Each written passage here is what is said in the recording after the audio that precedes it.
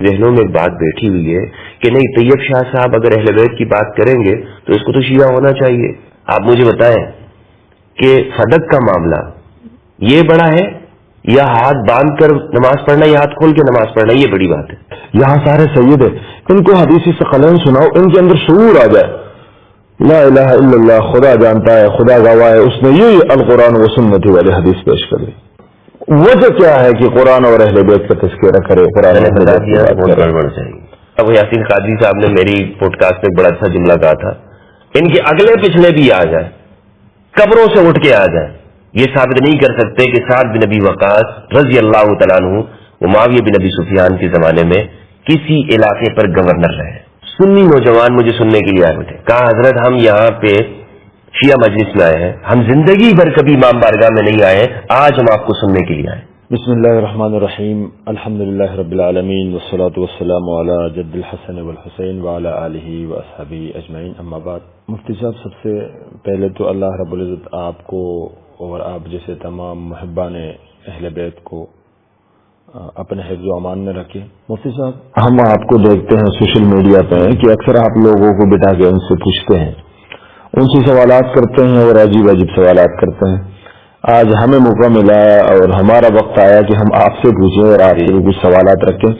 دراصل وہ سوالات میرے اپنے نہیں ہیں بلکہ عوام کے ہیں، جو میں آپ کے کمنٹس میں دیکھتا ہوں، اور جو لوگ مجھے جانتے ہیں، جن کو یہ سمجھ میں آتے ہیں کہ یہ ایک دوسرے کے بھائی ہیں، دوست ہیں، تو وہ سوالات میں آپ کے سامنے رکھتا ہوں تاکہ میری بھی تشفی ہو اور عوام کی بھی تشفی ہو.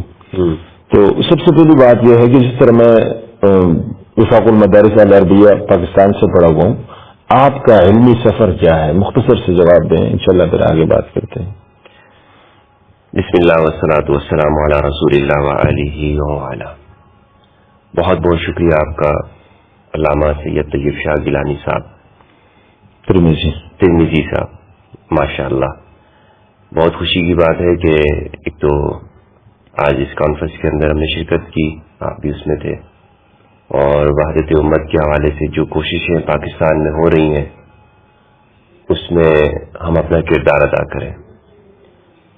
جو سوال آپ نے کیا ہے تعلیمی سفر کے حوالے سے، تو قبلہ تعلیمی سفر میں کئی مرتبہ بیان کر چکا ہوں کہ میرا تعلیمی سفر کیا رہا ہے، کہاں میں نے تعلیم حاصل کی ہے، کن کے پاس میں نے پڑھا ہے، کون میرے اساتذہ ہیں، اور میں نے کن کن مدارس میں تعلیم حاصل کی ہے، مذہبی فکر کیا ہے. اگر ہم اس حوالے سے دیکھیں کہ پاکستان میں جو لوگ مذہب کی پر بات کر رہے ہیں، یا یہاں پر جسے کہا جاتا ہے کہ جناب ایک ریلیجیس اسکالر ہے، مولانا مفتی کیا کہا جاتا ہے، علامہ لوگ اپنے نام کے ساتھ لگاتے ہیں، تو ان سے بھی سوال ہوتا ہے کہ بھائی آپ نے کہاں سے تعلیم حاصل کی ہے. مدارس سے لوگ تعلیم حاصل کرتے ہیں، جو لوگ مولوی بنتے ہیں، مفتی بنتے ہیں، تو مدارس میں وقت گزارتے ہیں، اساتذہ سے تعلیم حاصل کرتے ہیں. تو بالکل اسی طرح سے میں نے بھی مدرسوں کے اندر تعلیم حاصل کی اور اہل سنت والجماعت کے مدارس میں تعلیم حاصل کی ہے. تو مگر ایسا نہیں ہے کہ میرا کوئی تعلیمی بیک گراؤنڈ نہیں ہے، کسی مدرسے سے میں نے پڑھا ہوا نہیں ہے، اور تفصیل سے میں بتا چکا ہوں کہ کس مدرسے میں میں نے آغاز کیا. میں نے اپنی اسٹوری ہے میری یوٹیوب کے اوپر، اور میں چاہوں گا کہ جو ناظرین ہیں، دیکھنے والے ہیں، وہ اس اسٹوری کو ضرور دیکھیں، کیونکہ ایک چیز کا بار بار تکرار کرنا میں سمجھتا ہوں کہ وقت کا ضیاع بنتا ہے. تو سب بڑی اچھی بات ہے. دوسرا سوال آپ سے ایک ہے، ماشاءاللہ آپ اہل سنت ہیں، اور اس کی بنیادی وجہ یہ ہے کہ ہم اکثر مرتبہ آپ سے ملتے ہیں، آپ کا نماز کا طریقہ، آپ کی اٹک بیٹک کا طریقہ، مطلب جو ہمارے اہل سنت کی کتب میں، یہ جو ہمارے بزرگوں کے مصادر میں نماز ہاتھ باندھ کے پڑھنا اور گر پہ علم نہ ہونا، مطلب آپ ہیں اہل سنت، لیکن پھر بھی آپ اکثر اہل بیت خصوصاً حدیث ثقلین پر زور دیتے ہیں. آپ کی یہ سوچ، یہ فکر، یہ کیوں بنی؟ دیکھیں، جب آپ نے یہ مان لیا کہ میں اہل سنت ہوں جی، اور یہ مجھے کسی سے منوانا نہیں ہے، لیکن لوگ سوالات ڈالتے ہیں، نہیں جناب یہ تو شروع سے شیعہ تھا.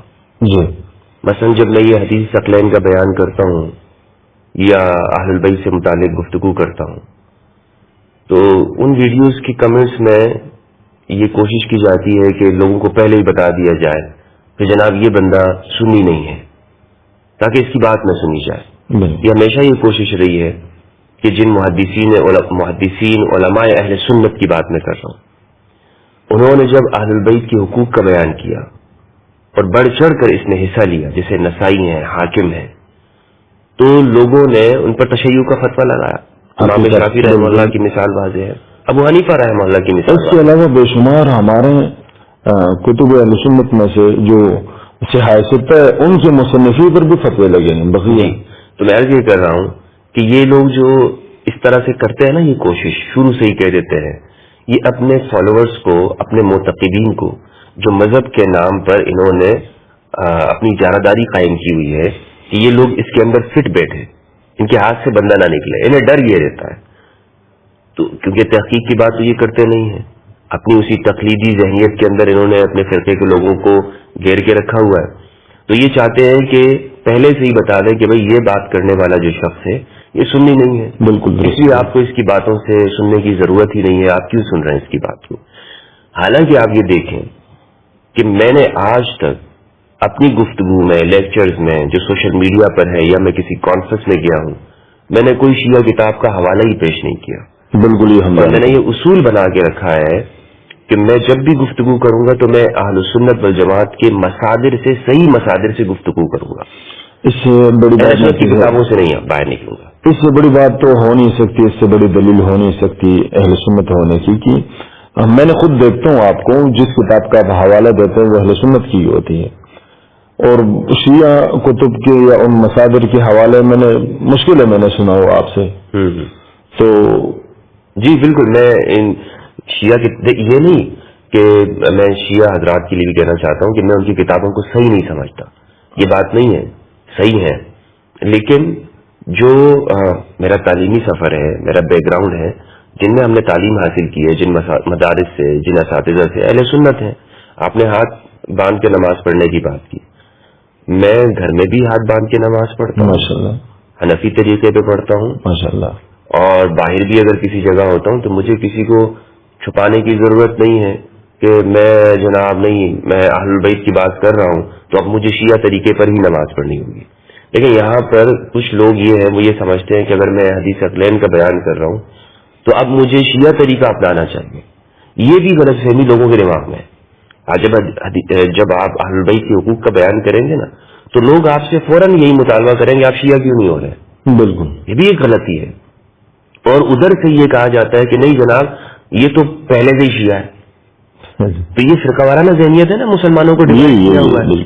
سنی شیعہ کی بات تو چھوڑیں آپ کہ جناب یہ ہاتھ باندھ کے نماز پڑھ رہا ہے یا یہ کس طریقے پہ ہاتھ چھوڑ کے پڑھ رہا ہے، مسئلہ یہ ہے کہ جو ذہنوں میں بات بیٹھی ہوئی ہے کہ نہیں طیب شاہ صاحب اگر اہل بیت کی بات کریں گے تو اس کو تو شیعہ ہونا چاہیے، یہ کیوں سنی کیوں ہے یہ، اور یہ آپ سنی رہ کر اہل بیت کی بات کر رہے ہیں، نہیں آپ شیعہ بن جائیں، آپ کیوں ہاتھ باندھ کے نماز پڑھ رہے ہیں، آپ ہاتھ کھول کے نماز پڑھنا شروع کریں۔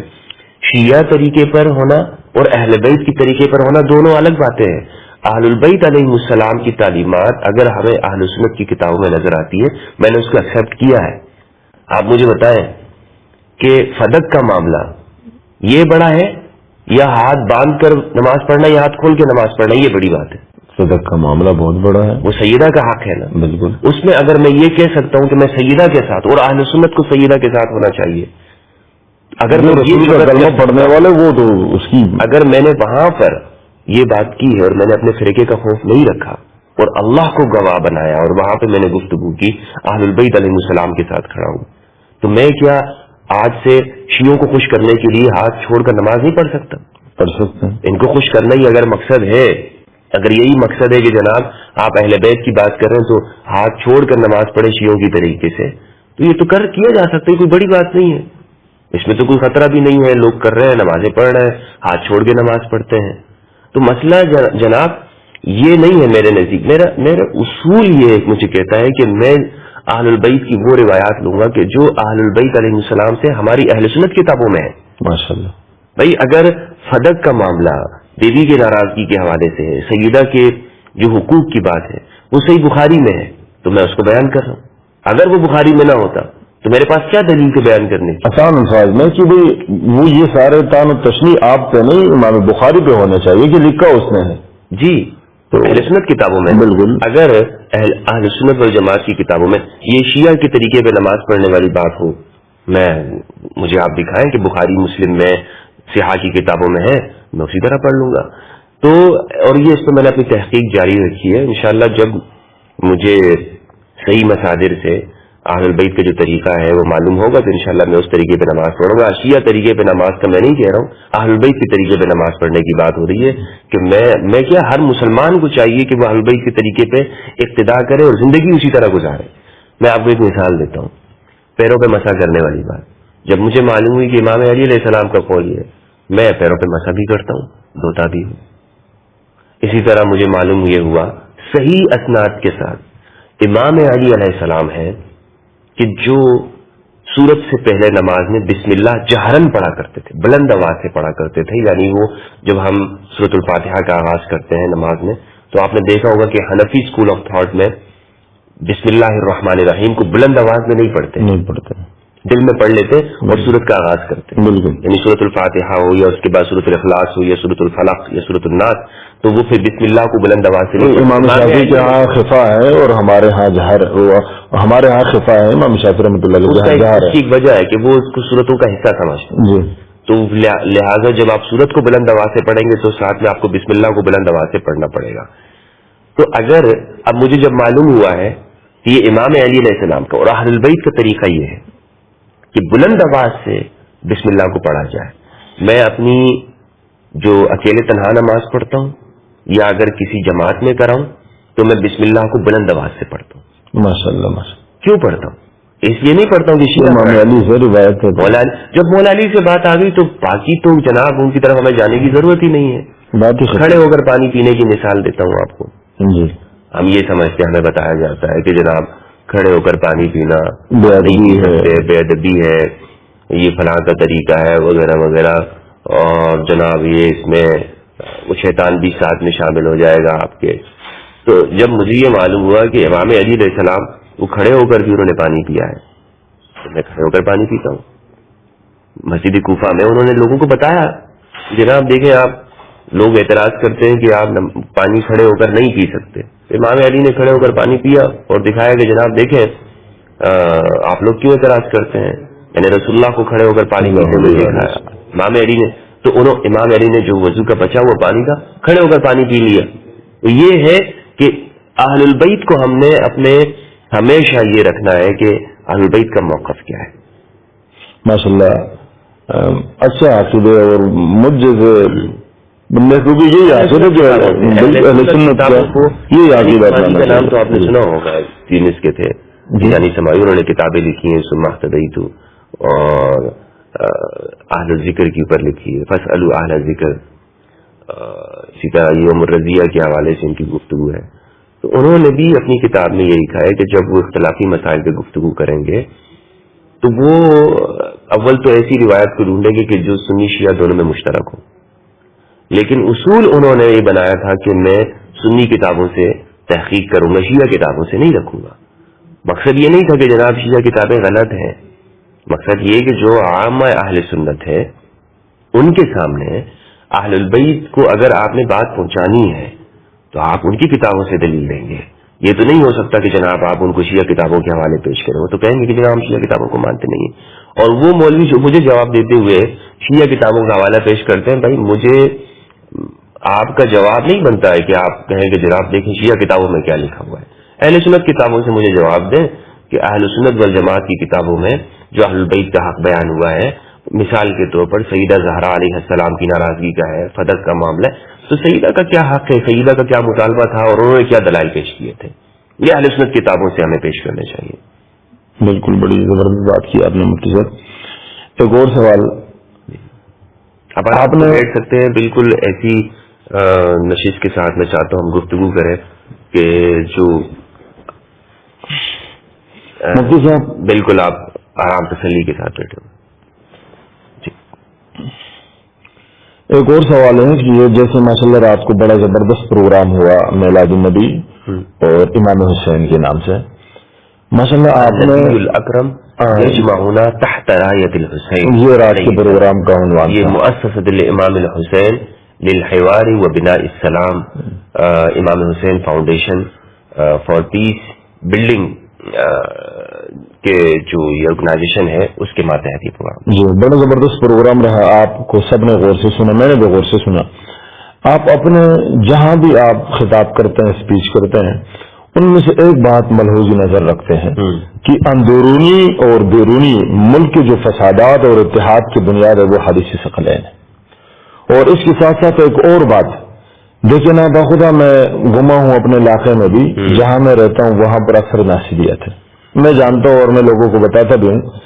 ایک یہ ہے کہ حدیث ثقلین ترکت فیکم الثقلین القرآن و عطرتی و اہل بیتی۔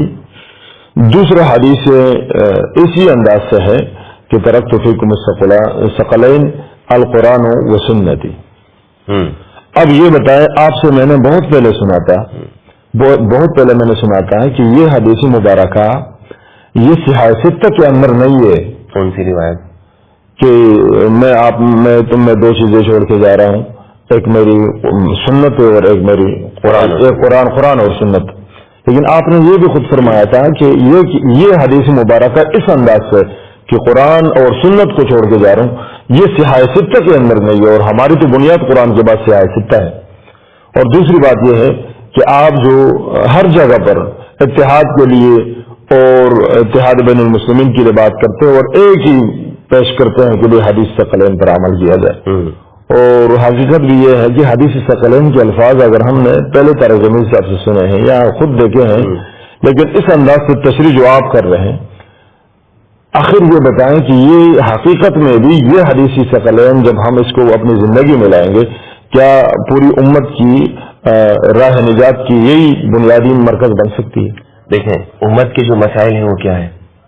امت کے جو مسئلے ہیں ہمارے ہاں جس پہ زیادہ گفتگو ہوتی ہے، مثلا یہ کہا جاتا ہے کہ جناب فلاں علاقے کے اندر مسلمانوں کے اوپر ظلم ہو رہا ہے، جی فلاں جگہ پر مسلمان اکثریت میں ہیں لیکن آپ دیکھیں تو نظام صحیح نہیں ہے، اسلامی نظام نہیں ہے، اسلامی نظام کے قیام کے لیے کوششیں ہوتی ہیں، خلافت کی قیام کے لیے ہوتی ہے، مسائل کا ایک انبار پیش کیا جاتا ہے، جناب مسلمانوں پہ ظلم ہو رہا ہے، تشدد ہو رہا ہے، آپ دیکھیں کہ فرقہ واریت ہے، تقسیم ہے، قومیت، قبائلیت، حقیقت، تعصب کی بنیاد کے اوپر لسانیت، یہ سارے جتنے بھی مسائل ہمیں بتائے جاتے ہیں کہ سیاسی طور پر ہم کمزور ہیں، معاشی طور پر ہم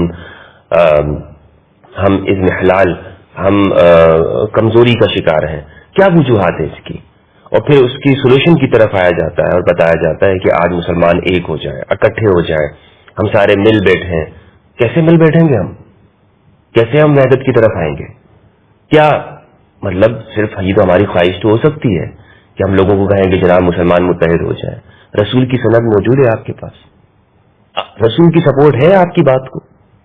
آپ کہتے ہیں کہ جناب مسلمان متحد ہو جائے، سارے فرقوں کا خاتمہ ہو جائے، کیسے ہو جائے؟ رسول کی کیا سپورٹ ہے آپ کو؟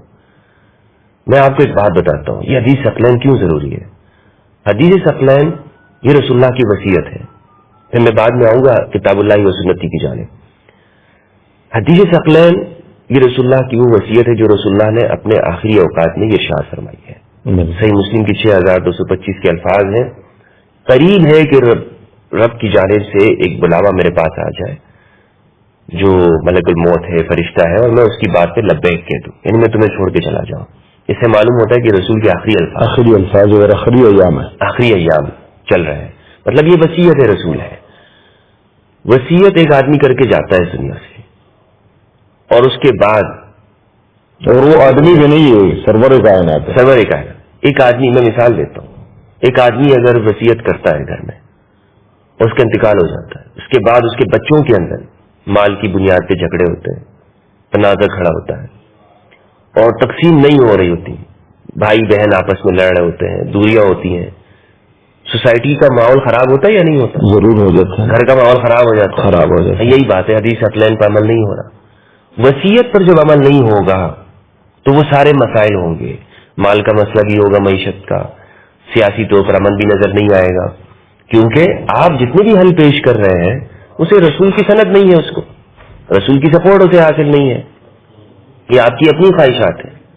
لیس بامانیکم ولا امانی اہل الکتاب من یعمل سوءا یجز بہ، ومن یعمل سوءا یجز بہ، کہ جو نہ تمہاری تمناؤں پہ کچھ ہے نہ اہل کتاب کی تمناؤں پہ. تو یہ صحابہ سے خطاب ہو رہا ہے، صحابہ سے گفتگو ہو رہی ہے کہ تم اپنی خواہشات پیش کرتے رہو. جناب ہمارا تعلق حضرت ابراہیم سے، حضرت موسیٰ اور عیسیٰ علیہ السلام سے، یہ تمہاری خواہشیں ہیں، ان کا جو عمل ہے اس پہ ہو یا نہیں ہو، ان کا عمل کیا ہے. تو آج اگر ہم یہ کہیں کہ ہاں جناب میرا تعلق رسول کے ساتھ ہے، امام حسین کے ساتھ ہے، صحابہ کرام کے ساتھ ہے، صحابہ کو رسول نے کیا وصیت کی ہے، کیا ہمارے ان تمام جو پیش کردہ حل ہے اس کو رسول اللہ صلی اللہ علیہ وآلہ وسلم کی سپورٹ حمایت حاصل ہے؟ پہلا سوال یہ ہے.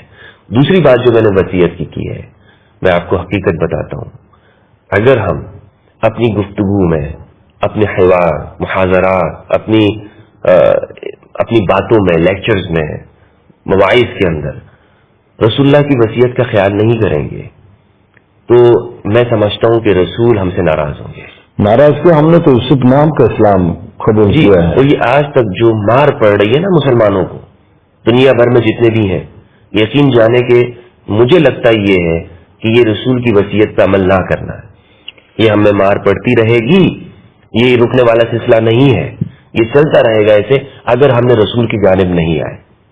پھر یہ حدیث ثقلین کی اہمیت اور بڑھ جاتی ہے کہ جب آپ دیکھتے ہیں کہ ہمارے معاشرے میں تحریکات کھڑی ہوتی ہیں، بات کی جاتی ہے کہ جناب مسلمانوں کو جب تک سسٹم ہم بدلیں گے نہیں، تبدیلی نہیں کریں گے اور ظلم کے خلاف ہم کھڑے نہیں ہوں گے، ہمارے مسائل کا خاتمہ نہیں ہوگا.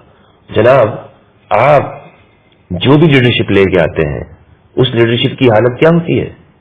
اس لیڈرشپ کو کیا، یعنی آج آپ سوچ لیں کہ آپ نے مسند اقتدار کے اوپر ایک پگڑی پہنے ہوئے شخص کو بٹھا دیا، ایک ایسے شخص کو بٹھا دیا جس کے صبح شام مذہبی ماحول میں گزر رہا ہے، کیا ہمارے مسائل پھر حل ہو جائیں گے؟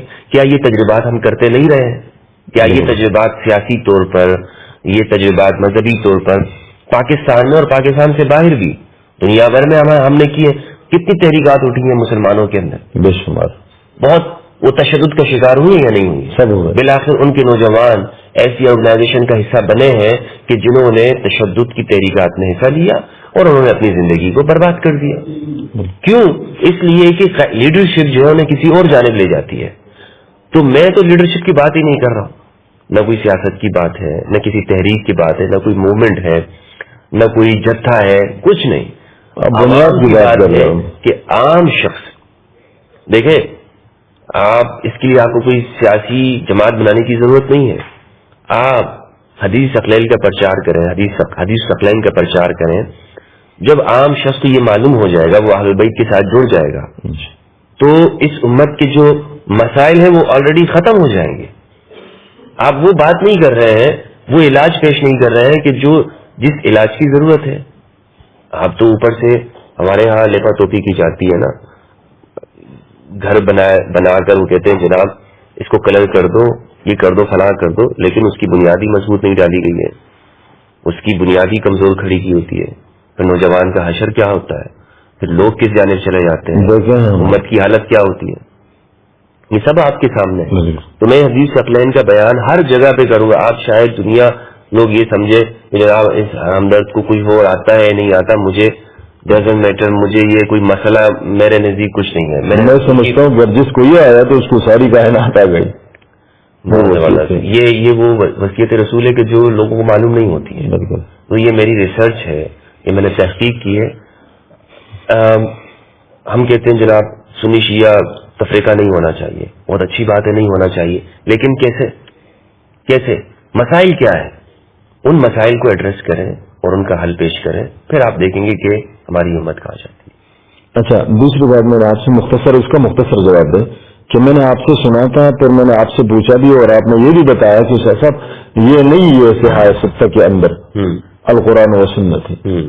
تو پھر ہمارے اہل سنت میں باخدا اتنا زیادہ مشہور ہے جتنا کچھ اور مشہور ہے، اتنا زیادہ مشہور ہے اہل سنت کے ہاں. میں نے ایک بہت بڑی مولوی کو میں نے کہا، ایک سادات کیا گاؤں میں ہم جا رہے تھے. مولوی کیا ہوتا ہے؟ بہت بڑے مولوی جو علاقے کے اعتبار سے بڑا مشہور، اچھا بولنے والا، اچھا خطیب تھا.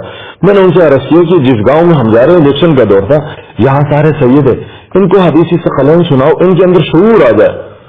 لا الہ الا اللہ، خدا جانتا ہے، خدا گواہ ہے، اس نے یہ القرآن و سنتی والی حدیث پیش کر دی.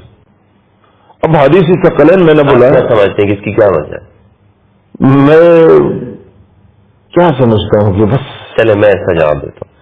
آپ نے پہلے جو سوال کے اندر وہ مکمل نہیں ہوا تھا اس کا جواب، جو آپ نے یہ فرمایا کہ ایک طرف حدیث رسول صلی اللہ علیہ وآلہ وسلم ہے، کتاب اللہ و عطرتی، اور دوسری جانب کتاب اللہ و سنتی ہے. اس میں آپ نے خود ہی ارشاد فرمایا کہ جو کتاب اللہ و سنتی ہے یہ ہماری سیاہ ستہ میں نہیں ہے. یہ سیاہ ستہ میں آپ کو اضافہ کرتا ہوں. یہ حدیث اس طرح سے ہے، ترکت فیکم شیئین ما ان تمسکتم بہما لن تضلوا بعدی کتاب اللہ و سنتی. یہ جو روایت ہے نہ بخاری میں ہے، نہ مسلم میں، ترمذی، ابن ماجہ، نسائی، ابو داؤد، سیاہ ستہ میں نہیں ہے. ٹھیک ہے، مسانید میں بھی نہیں ہے. جو ہماری مسانید ہے نا، سیاہ ستہ کے بعد مسانید آتی ہیں، مسند احمد بن حنبل، مسند ابی مطلب آپ عوانہ. مجھے ایسی بات کریں کہ کل میں بھی اگر نوکری کے لیے اداسی بات کروں تو آپ ہی کی طرح لوگوں کو اپنی پشتو زبان میں کہہ دوں کہ یہ ان کتابوں میں نہیں ہے، یہ نہیں ہے، یہ ہمارا بول سکتا ہوں. جی جی بالکل. یا آپ مجھے ریسرچ کا موقع دیں گے، میں دیکھوں گا، اس کے بعد کروں گا. ریسرچ کریں، میری بات کو ماننا ضروری نہیں ہے، آپ اس پہ ریسرچ مطلب آپ نے ریسرچ کی کہ ان کتابوں میں نہیں ہے، اور مشہور اتنی زیادہ ہے کہ جس طرح قرآن کہتے ہیں. سیاہ ستہ میں نہیں ہے، مسانید میں نہیں ہے، مسند احمد بن حنبل میں نہیں ہے. مسند احمد بن حنبل میں 30,000 روایت ہے، اس میں یہ روایت نہیں ہے کہ میں تمہیں کتاب اور سنت چھوڑ کے جا رہا ہوں. یہ ہے کہاں پر؟ یہ ہے موطا امام مالک میں، لیکن یہ روایت کے طور پر نہیں ہے.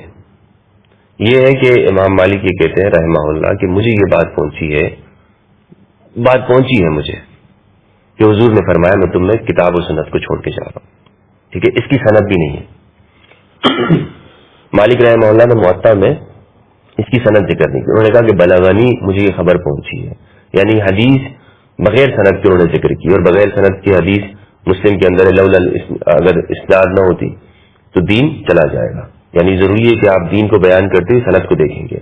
مستدرک للحاکم علی الصحیحین میں ابو حاکم النشاپوری رحمہ اللہ نے اس روایت کو ذکر کیا ہے، کتاب اللہ و سنتی والے کو، اور اس کی سند بھی ہے. صرف مستدرک الحاکم کے اندر یہ روایت موجود ہے، اور اسی طرح ابن عبد البر نے اس کو ذکر کیا ہے جامع بیان العلم و فضل العلم کے اندر. یہ دو کتابیں ہیں جو ہماری جو جسے کہتے ہیں نا کہ اول مصادر میں نہیں ہے. مستدرک الحاکم جو ہے یہ ہمارے اولین مصادر میں نہیں آتی ہے. اتھینٹک ہے، ایسا نہیں کہ اتھینٹک نہیں ہے. مستدرک الحاکم امام حاکم کی مضبوط کتاب ہے اور مضبوط شخصیت ہے، لیکن جو ہم اہل سنت نے کہا ہے کہ ہم دین لیں گے، ٹھیک ہے نا، وہ کن کتابوں کو تو انہوں نے تقسیم کی ہوئی ہے سیاہ ستہ، اور سیاہ ستہ میں بھی پھر جو پریورٹی ہے، جو ترجیح ہے، وہ بخاری مسلم شیخین رحمہم اللہ ان کی کتابوں کو ہے. اس کے بعد مسانید آتی ہیں. ٹھیک ہے، پھر اس کے بعد جو 4 صدی ہجری کی لکھی ہوئی کتابیں ہیں جیسے کہ مستدرک الحاکم ہے اور مسند بزار وغیرہ، یہ کتابیں ہمارے ہاں اس میں آتی ہیں. مسند بزار ہمارے ہاں 3 صدی کی ہے، وہ مسانید کے اندر ہے. تو اب جو مستدرک کی جو سند ہے اس میں بھی ضعف ہے، کمزور درجے کی سند ہے. اگر ہم اس کو صحیح بھی مان لیتے ہیں تو جو حدیث ثقلین ہے اس کے پائے کی تو نہیں ہے نا. بالکل، وہ مسلم کے اندر ہے، ترمذی میں ہے، ابن ماجہ میں اس کے اشارے موجود ہیں، مسانید کے اندر ہے، اور اسی طرح ہمارے مستدرک کے اندر یہاں تک کہ علماء نے 52 طرق سے ثابت کی ہے. جی نسائی کے اندر ہے. نسائی نے اس کے اوپر الگ جو خصائص امیر المؤمنین لکھی ہے اس میں کئی طرق سے اس کو ذکر کیا ہے کہ امام علی علیہ السلام ولی ہیں، رسول اللہ کے ولی ہیں، اور حضور نے ولی کہا ہے، ولی اس کے تحت حدیث ثقلین کو ذکر کیا ہے. اور پھر یہ ایک صحابی سے نہیں ہے، یہ تو خبر واحد ہے کتاب اللہ و سنتی، یہ خبر متواتر ہے. تو آپ مجھے بتائیں مفتی صاحب، ساری باتوں کا خلاصہ یہ ہے کہ اہل سنت کو کہاں ہونا چاہیے؟ کل ملا کے جو بات ہے، کل ملا کے بات یہی ہے نا کہ اہل سنت کہاں ہوں گے؟ کمزور حدیث کے ساتھ ہوں گے یا متواتر حدیث کے ساتھ؟ اہل سنت کی اصول اہل سنت میں ہر کلمہ کو ہر کلمہ کو لیکن پہلے بات تو یہاں پہ لوگ سنیے کی تو بات سمجھ میرا تو آپ کے ساتھ وعدہ ہے کہ مجھے اگر ایک دو لوگ جانتے ہیں نا، میں ان کو یہی کہوں گا، البتہ ناظرین سے یہ ضرور کہوں گا کہ وہ ہمیں اس بات پہ اعتراض نہیں ہے کہ وہ سنت کی بات چنتی جا رہی ہے، ہمیں اس بات پہ اعتراض ہے کہ جب ایک روایت 156 طریقوں سے علماء نے ثابت کی ہے، اور جس طرح مفتی صاحب نے فرمایا کہ سیاست جو ہماری سب سے بڑی کتب ہیں قرآن کریم کے بعد جن کا بڑا مرتبہ ہے ان میں نہیں ہے، تو پھر ہمارے مولانا صاحبان، ہمارے خطیب جہاں بھی جائے جدھر بھی جائے کبھی حدیث ثقلین ان کا وجہ کیا ہے کہ قرآن اور اہل بیت کا تذکرہ کرے؟ قرآن گڑبڑ چاہیے نہیں ہوگا، حق پہ گڑبڑ ہو جائے تو ہونے دے۔ صحیح بات یہ ہے کہ امت نے اہل بیت کو چھوڑا اجتماعی طور پر۔ جب اجتماعی طور پر میں بات کر رہا ہوں تو اس کی مراد یہ ہے کہ جو خلافت کے بعد کے مسائل اٹھے ہیں اس میں اہل بیت کو بطور حجت کے نہیں مانا گیا، اس میں اکثریت کو بطور حجت کے رکھا گیا، ہم زیادہ ہیں۔ بالکل ٹھیک ہے، اب اس کی ایک مثال میں آپ کو لے کے چلتا ہوں۔ اس کی مثال آپ یہ دیکھیں کہ کربلا ہوئی ہے، بالکل آج امت کا عام مسلمان وہ کیا کہتا ہے؟ ہم کربلا میں امام حسین کے ساتھ ہیں، یہی کہتا ہے نا، سب کہیں گے۔ لیکن اس زمانے میں اکثریت کس کی تھی؟ کیا کربلا والے اقلیت میں کم ہیں، کم نہیں ہے؟ اور جو دوسری جانب یزید اس کا لشکر ہے وہ اکثریت میں تھے۔ اس دور میں آپ چاہیں اگر حدیث ثقلین کو اس زمانے میں امت وہ بطور حجت کے رکھتے ہیں، بطور استدلال کے رکھتے ہیں، تو سارے کے سارے مدینہ نہیں چلا جاتا امام حسین کے ساتھ؟ ضرور چلا جاتا۔ لیکن انہوں نے کیا بات رکھی؟ صحابہ نے کیا سمجھی؟ انہوں نے کہا کہ نہیں، خلیفہ وقت اس کی بات ماننا ضروری ہے۔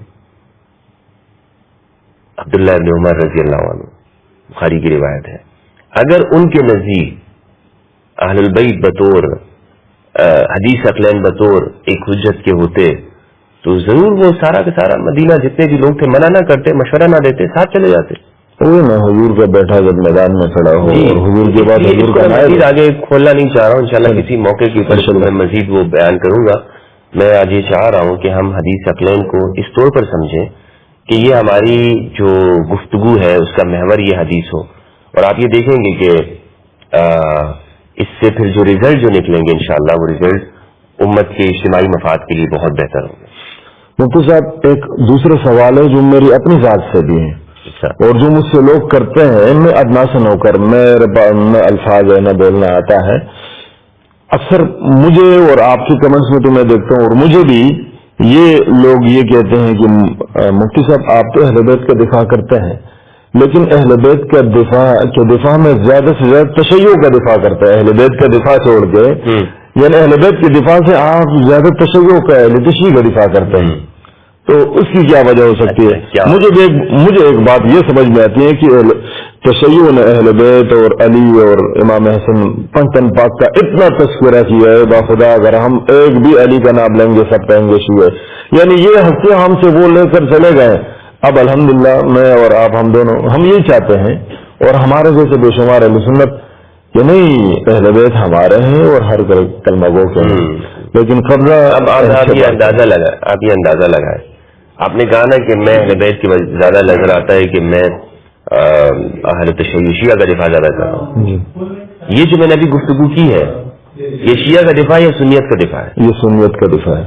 اہل سنت کی میں یہ کہہ رہا ہوں کہ ہمیں اگر ایک جانب اہل بیت کا موقف ہے اور ایک دوسری جانب میں عام لوگوں کا ہے، ہم اہل سنت کو کہاں ہونا چاہیے؟ اہل بیت کے ساتھ ہونا چاہیے، یہ تو سنیت کا دفاع ہے۔ ہاں یہ بات ضرور ہے کہ چونکہ میرا جو موضوع ہے دو موضوعات پہ میں کام کرتا ہوں، ایک موضوع ہے میرا حقوق اہل بیت اور دوسرا میرا یعنی حدیث ثقلین لوگوں کو اہل بیت کے ساتھ جوڑنا۔ بالکل، شیعہ کے ساتھ نہیں جوڑنا، اہل بیت کے ساتھ جوڑنا، وہ کسی کے ساتھ بھی بعد میں جڑتا ہے، مجھے اس سے کوئی مسئلہ نہیں۔ دوسرا جو میرا موضوع ہے تکفیر، عدم تکفیر، یعنی تکفیر نہیں ہونی چاہیے، کسی کو ہم کافر نہیں کہہ سکتے، یہ اس کے ساتھ یہ چیزیں جڑی ہوئی ہیں کہ ہمارے معاشرے میں جو شیعہ کی تکفیر کی جا رہی ہے دوسروں کی ہوتی ہے، دیوبندی بریلویوں نے کی ایک دوسرے کی، بریلویوں کے نزدیک دیوبندی بالکل ایسے ہی ہیں جیسے قادیانی ہے، ذرا برابر فرق نہیں بریلویوں کے نزدیک. ہاں بریلویوں کے نزدیک بالکل دیوبندی ایسے ہیں جیسے قادیانی, اتنا ذرا فرق نہیں ہے اس میں. بالکل بالکل میں نے دیکھا کہ ہاں انتہائی حد تک. اسی طرح آپ دیوبندیوں کو دیکھ لیں, انہوں نے ان کو مشرک بدعتی کہا ہے, اور وہ ان کی یہ کہتے ہیں بھائی ہم سنی ہیں. اگر سنی ہے آپ لوگ تو آپ کے نزدیک سنیت کی تعریف الگ کیوں ہے؟ یہ سارے سنی تو نہیں ہو سکتے, خود سنیت میں اختلاف ہے. بریلوی جس کو سنت سمجھ رہے ہیں میلاد النبی منانے کو, اسی طرح مزارات پہ جانے کو, دیوبندی اس کو بدعت کہتے ہیں. اس کا مطلب ہے کہ خود ان کی سنیت میں ہی فرق ہے, اختلاف موجود ہے. تو یہ تکفیر انہوں نے کی ہے. میں سمجھتا ہوں یہ جو تکفیر ہے نا, یہ جن وجوہات پہ جو شیعہ کی جا رہی ہے, جس طرح ان کے اکابرین نے تو خود اپنی ایک دوسرے کی تکفیر کی ہوئی ہے اپنے فرقوں کی, کیا اس کا مسلمانوں کو فائدہ ہوا ہے نقصان ہوا ہے؟ تو جب مسلمانوں کے ہمارے معاشرے میں شیعہ کی تکفیر کی جاتی ہے, میں نے بطور ایک ریسرچر کے ان کے پاس گیا, میں نے دیکھا تو مجھے یہ نظر آیا کہ 99% ہم شیعہ کے بارے میں جانتے ہی نہیں. ہمارے سنی علماء انہیں ان کے بارے میں معلوم ہی نہیں ہے. کتابوں کا عوام کو بھی ہم نے ایسے سمجھا کے رکھا ہے. صحیح ہے. مثلا تحریف قرآن کا نظریہ یہ کیا ہے, کون لوگ ہیں؟ جب ہم جواب دیتے تو ہم کہتے ہیں, ہم یہ سمجھتے ہیں کہ سارے شیعہ وہ علی کو اللہ مان رہے ہوتے ہیں. اچھا, ماتم کے بارے میں نظریہ ہے. اسی طرح شان غریبہ کی چھوٹی چھوٹی باتوں کو آپ دیکھ لیں, گئے نہیں ہوئے ہیں بالکل, لیکن جس زور شدت کے ساتھ یہ شیعہ کی تکفیر کر رہے ہوتے ہیں اور جن وجوہات کی بنیاد پہ کر رہے ہوتے ہیں, ان کی میں آپ کو بتا رہا ہوں 99% کوئی اصل نہیں ہے, کوئی اس کی بنیاد نہیں ہے. تو جب میں گیا مولانا صاحب, میں نے بات دیکھا کہ یہ لوگ, میں نے بات سنی ہوئی تھی کہ یہ لوگ نماز میں صحابہ کو گالیاں دیتے ہیں. میں نے ان کے پیچھے نماز پڑھی, ان کے یہاں میں نے اس کو ریکارڈ کیا, کتابوں کو پڑھا ان کی, تو میں نے دیکھا کہ جناب یہ تو ہمارے لوگ کیوں بیان کر رہے ہیں اس کو, شربت میں فلاں فلاں ملاتے ہیں, تھوک ملاتے ہیں, ساری چیزیں ایسی بیان کی گئی کہ جناب آپ نفرت دلائے گی, لوگوں کے دماغوں میں نفرت ڈالی. اب لازمی بات ہے جب میں ان چیزوں کو بیان کروں گا تو وہ یہ سمجھیں گے کہ میں شیعت کا دفاع کروں. آپ یقین کریں اگر شیعہ سنی کے بارے میں جھوٹ بولے گا نا تو میں وہ بھی بیان کروں گا کہ یہ شیعہ جھوٹ بول رہا ہے. آج اگر کوئی یہ کہتا ہے کہ سنی ہمارے ہاں, مثال کے طور پر شیعہ ایسا کہتے نہیں ہے, اور آپ نے کسی شیعہ عالم کو نہیں دیکھا ہوگا کہ اس نے اپنے ممبر پہ بیٹھ کر یہ کہا ہو کہ جناب سنی سارے کے سارے غلط ہیں. ایک شیعہ عالم مجھے دکھا دے, ایک شیعہ عالم. میں آپ کے سامنے یہ ذمہ داری کے ساتھ یہ جملہ کہنے جا رہا ہوں, ایک شیعہ عالم مجھے بتائے کہ جس نے اپنے ممبر پہ بیٹھ کر مجلس کے اندر یہ کہا ہو کہ سنی ایسے ہیں سنی ایسے ہیں, نام کے ساتھ. اس سے بڑی تو بات کوئی ہو نہیں سکتی. لیکن میں آپ کو ایسے بے تحاشا اپنے اہل سنت علماء اور جانی پہچانی شخصیات بتا سکتا ہوں, آن دا ریکارڈ بات ہے. ہم نے سنا شیعہ گفتگو کرتے ہیں, شیعہ ایسے ہیں, متا کرتے ہیں, متا کی اولاد ہے, فلاں ہے فلاں ہے, قرآن ان کا محرف ہے, یہ علی کو خدا مانتے ہیں, وغیرہ وغیرہ بات کرتے ہیں. شیعہ کے بارے میں بات کر رہے ہوتے ہیں, ہمارے علماء کر رہے ہوتے ہیں. کیا ان کو یہ زیب دیتی یہ باتیں کہ یہ باتیں کریں؟ مجھے آپ بتائیں نا کہ کسی شیعہ عالم نے یہ کہا کہ سنی ایسا ہے سنی ایسا ہے. اور یہ بات میں نے علامہ شنشاہ نقوی صاحب حفظہ اللہ ان سے میں نے پوڈ کاسٹ کے اندر بھی انہوں نے جب یہ بات کی, اور آپ یقین کریں میں نے اس کو سوچا, میں نے شیعہ علماء کی تقاریر پوری ایک لسٹ نکالی, مجھے نہیں ملا. مفتی صاحب آپ کی بات تو میری ذمہ داری ہے قبلہ, میری ذمہ داری ہے کہ میں بطور سنی ہونے کے یہ بیان کروں. تو اگر ایک شیعہ, بات میں دوبارہ اسی طرف آتا ہوں جہاں سے بات میں نے چھوڑی, اگر ایک شیعہ شخص آج یہ کہے کہ مفتی صاحب تمہاری سنیت میں تو مثال کے طور پر یہ چیز پائی جاتی ہے, فار ایگزامپل تم لوگ میلاد میں یہ سمجھتے ہو کہ تم لوگ رسول کو کی پوجا کرتے ہو. اگر میرے بریلویوں کے بارے میں, کیونکہ میرے جو اساتذہ ہیں جن سے میں نے حدیث پڑھی وہ بریلوی علماء ہیں, اور ایسے نہیں کہ کسی چھوٹے مدرسے کے عالم ہو, مکی جید علماء. علامہ غلام رسول سعیدی رحمہ اللہ ایک نام ہے اہل سنت کے اندر, تو بریلوی مسلک میں. تو اگر وہ کہے, کوئی شیعہ کہے کہ جناب تمہارے جو بریلوی ہیں وہ رسول کو تو بس ان کو معبود بنایا ہوا ہے, تو میں اس شیعہ کو جواب دوں گا کہ تم جھوٹ بول رہے ہو.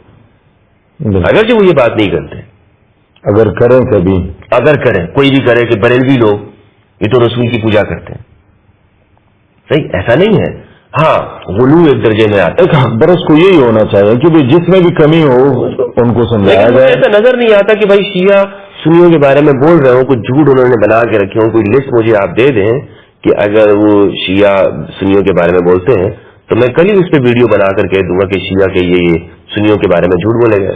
مفتی صاحب ناراض نہ ہو، یہ سوشل میڈیا کے اوپر آپ دیکھیں کہ لعنت کا سلسلہ جو ہے خلفائے ثلاثہ پر، یہ میں نے اپنے آنکھوں سے دیکھا ہے. پچھلے دنوں میں ایک پروگرام میں تو تشیع کا پروگرام تھا پشاور یونیورسٹی میں نے وہاں پر کھڑے ہو کے کھل کے بولا کہ بھئی اتحاد کی بنیادی مرکز اور مقصد یہ ہونی چاہیے کہ ہمارے اندر جو تکفیریت اور خصوصاً دشمنان اہل بیت کا دفاع کیا جاتا ہے، میں ایک سنی ہو کر میں سب سے پہلے ان سے برات کا اعلان کروں گا اور پھر کہوں گا کہ بھئی یہ غلط ہے. یہ ہمارے ہاں بعض مدارس میں بڑے بڑے علماء یزید کا کھل کر دفاع کرتے ہیں. میں اہل سنت ہو کر عوام کو یہ بتانے کا حق سمجھتا ہوں اور حق ہے مجھ پہ کہ میں بتاؤں کہ بھئی یزید کو تو مسلمانوں نے کیا کافروں نے بھی اچھا نہیں سمجھا. آج ان کی دفاع کی وجہ کیا ہے کہ امام حسین اور محبان امام حسین کو ایک تکلیف دینے ہوتی ہے. تو ہم علماء اہل سنت کو چاہیے کہ ان سے برات کا اعلان کریں. بالکل. اسی طرح تشیع کے اندر میں تشیع سے بھی ایک درخواست کروں گا ہاتھ جوڑ کے کہ جو علماء سمجھدار ہیں، جو سمجھتے ہیں کہ اتحاد قائم ہو، جو تکفیریت اور جو فساد ختم ہو، تو آپ کے ہاں جوانوں میں ایسی باتیں پائی جاتی ہے جہاں خلفائے ثلاثہ کو، صحابہ کرام کو برا بلا کہا جاتا ہے. میں نے دیکھا ہے اور میں نے سنا بھی ہے، میں نے پشاور یونیورسٹی میں بھی سب سے عرض کیا تھا کہ بھئی ایسے فسادات کو اپنے اندر سے نکالیں. چلو میں یہاں پہ آپ سے سوال کرنا چاہوں گا، کیسے برا کہتے ہیں؟ لعنت کی جاتی ہے. کن پہ؟ تو وہ آسان الفاظ میں ایک دو دن کا نام لیا جاتا ہے، اس پہ لعنت کی جاتی ہے. یہ ٹک ٹاک کے اندر میں نے ویڈیو ایسے شیعہ علماء سے نہیں سنا، نام لے کے کرتے ہیں، بعض میں نے سنی بھی ہے. صحیح. دیکھیں یہ جو علماء سے میں نے نہیں سنی، یہ عوام اور جو نوجوان میں سمجھتا ہوں کہ وہ فسادی ہے، وہ نہیں ہے شیعہ، لیکن ان کا نام شیعت کا ہے. شیعہ میں تبرہ تو موجود ہے، وہ شیعہ ہی نہیں ہے کہ جو تبرہ پہ یقین نہیں رکھتے. تبرہ پہ تو یقین کرتے ہیں، یعنی ظالم سے برا. اب یہ ظالم کس کو سمجھتے ہیں؟ یہ ان کے ہاں تفصیل ہے کہ جناب ہم اس کو سمجھتے ہیں، اس کو سمجھتے ہیں، اختیار البیت کے ساتھ یہ معاملہ کیا، یہ پرخاش رہی وغیرہ وغیرہ. جہاں تک یہ معاملہ ہے اس پر ابھی میں عراق بھی گیا ہوں کئی مرتبہ، میں اربعین میں بھی جا چکا ہوں. میں نے، آپ یقین کریں علامہ صاحب، میں نے نہیں دیکھا ہے کہ یہ لوگ نام لے کر اس طرح سے کر رہے ہوں. حالانکہ انہیں وہاں پہ مثال کے طور پر ایران ہے، ایران میں تو انہیں تقیہ کرنے کی ضرورت نہیں ہے. کیوں وہاں پہ یہ نہیں کر رہے؟ کیوں نہیں کرتے ہیں وہ لوگ؟ اس کا مطلب ہے کہ انہیں معلوم ہے کہ یہ ثانوی درجے کی چیز ہے. یہ کچھ ایسا نہیں ہے کہ جس پہ ان کی کوئی مذہب کی کوئی ایسی بنیاد ہو، نہیں کرو گے تو شیعہ ہی نہیں ہوں گے. ان کے علماء نے اس میں اختلاف کیا اور بیان کیا ہے کہ بھئی آپ نے اپنے موقف کو کیسے بیان کریں گے، تبرہ کا کیا طریقہ ہے، کس طرح ہونا چاہیے، ظالم سے برات کیا ہو وغیرہ وغیرہ. اس میں تفصیل ہے.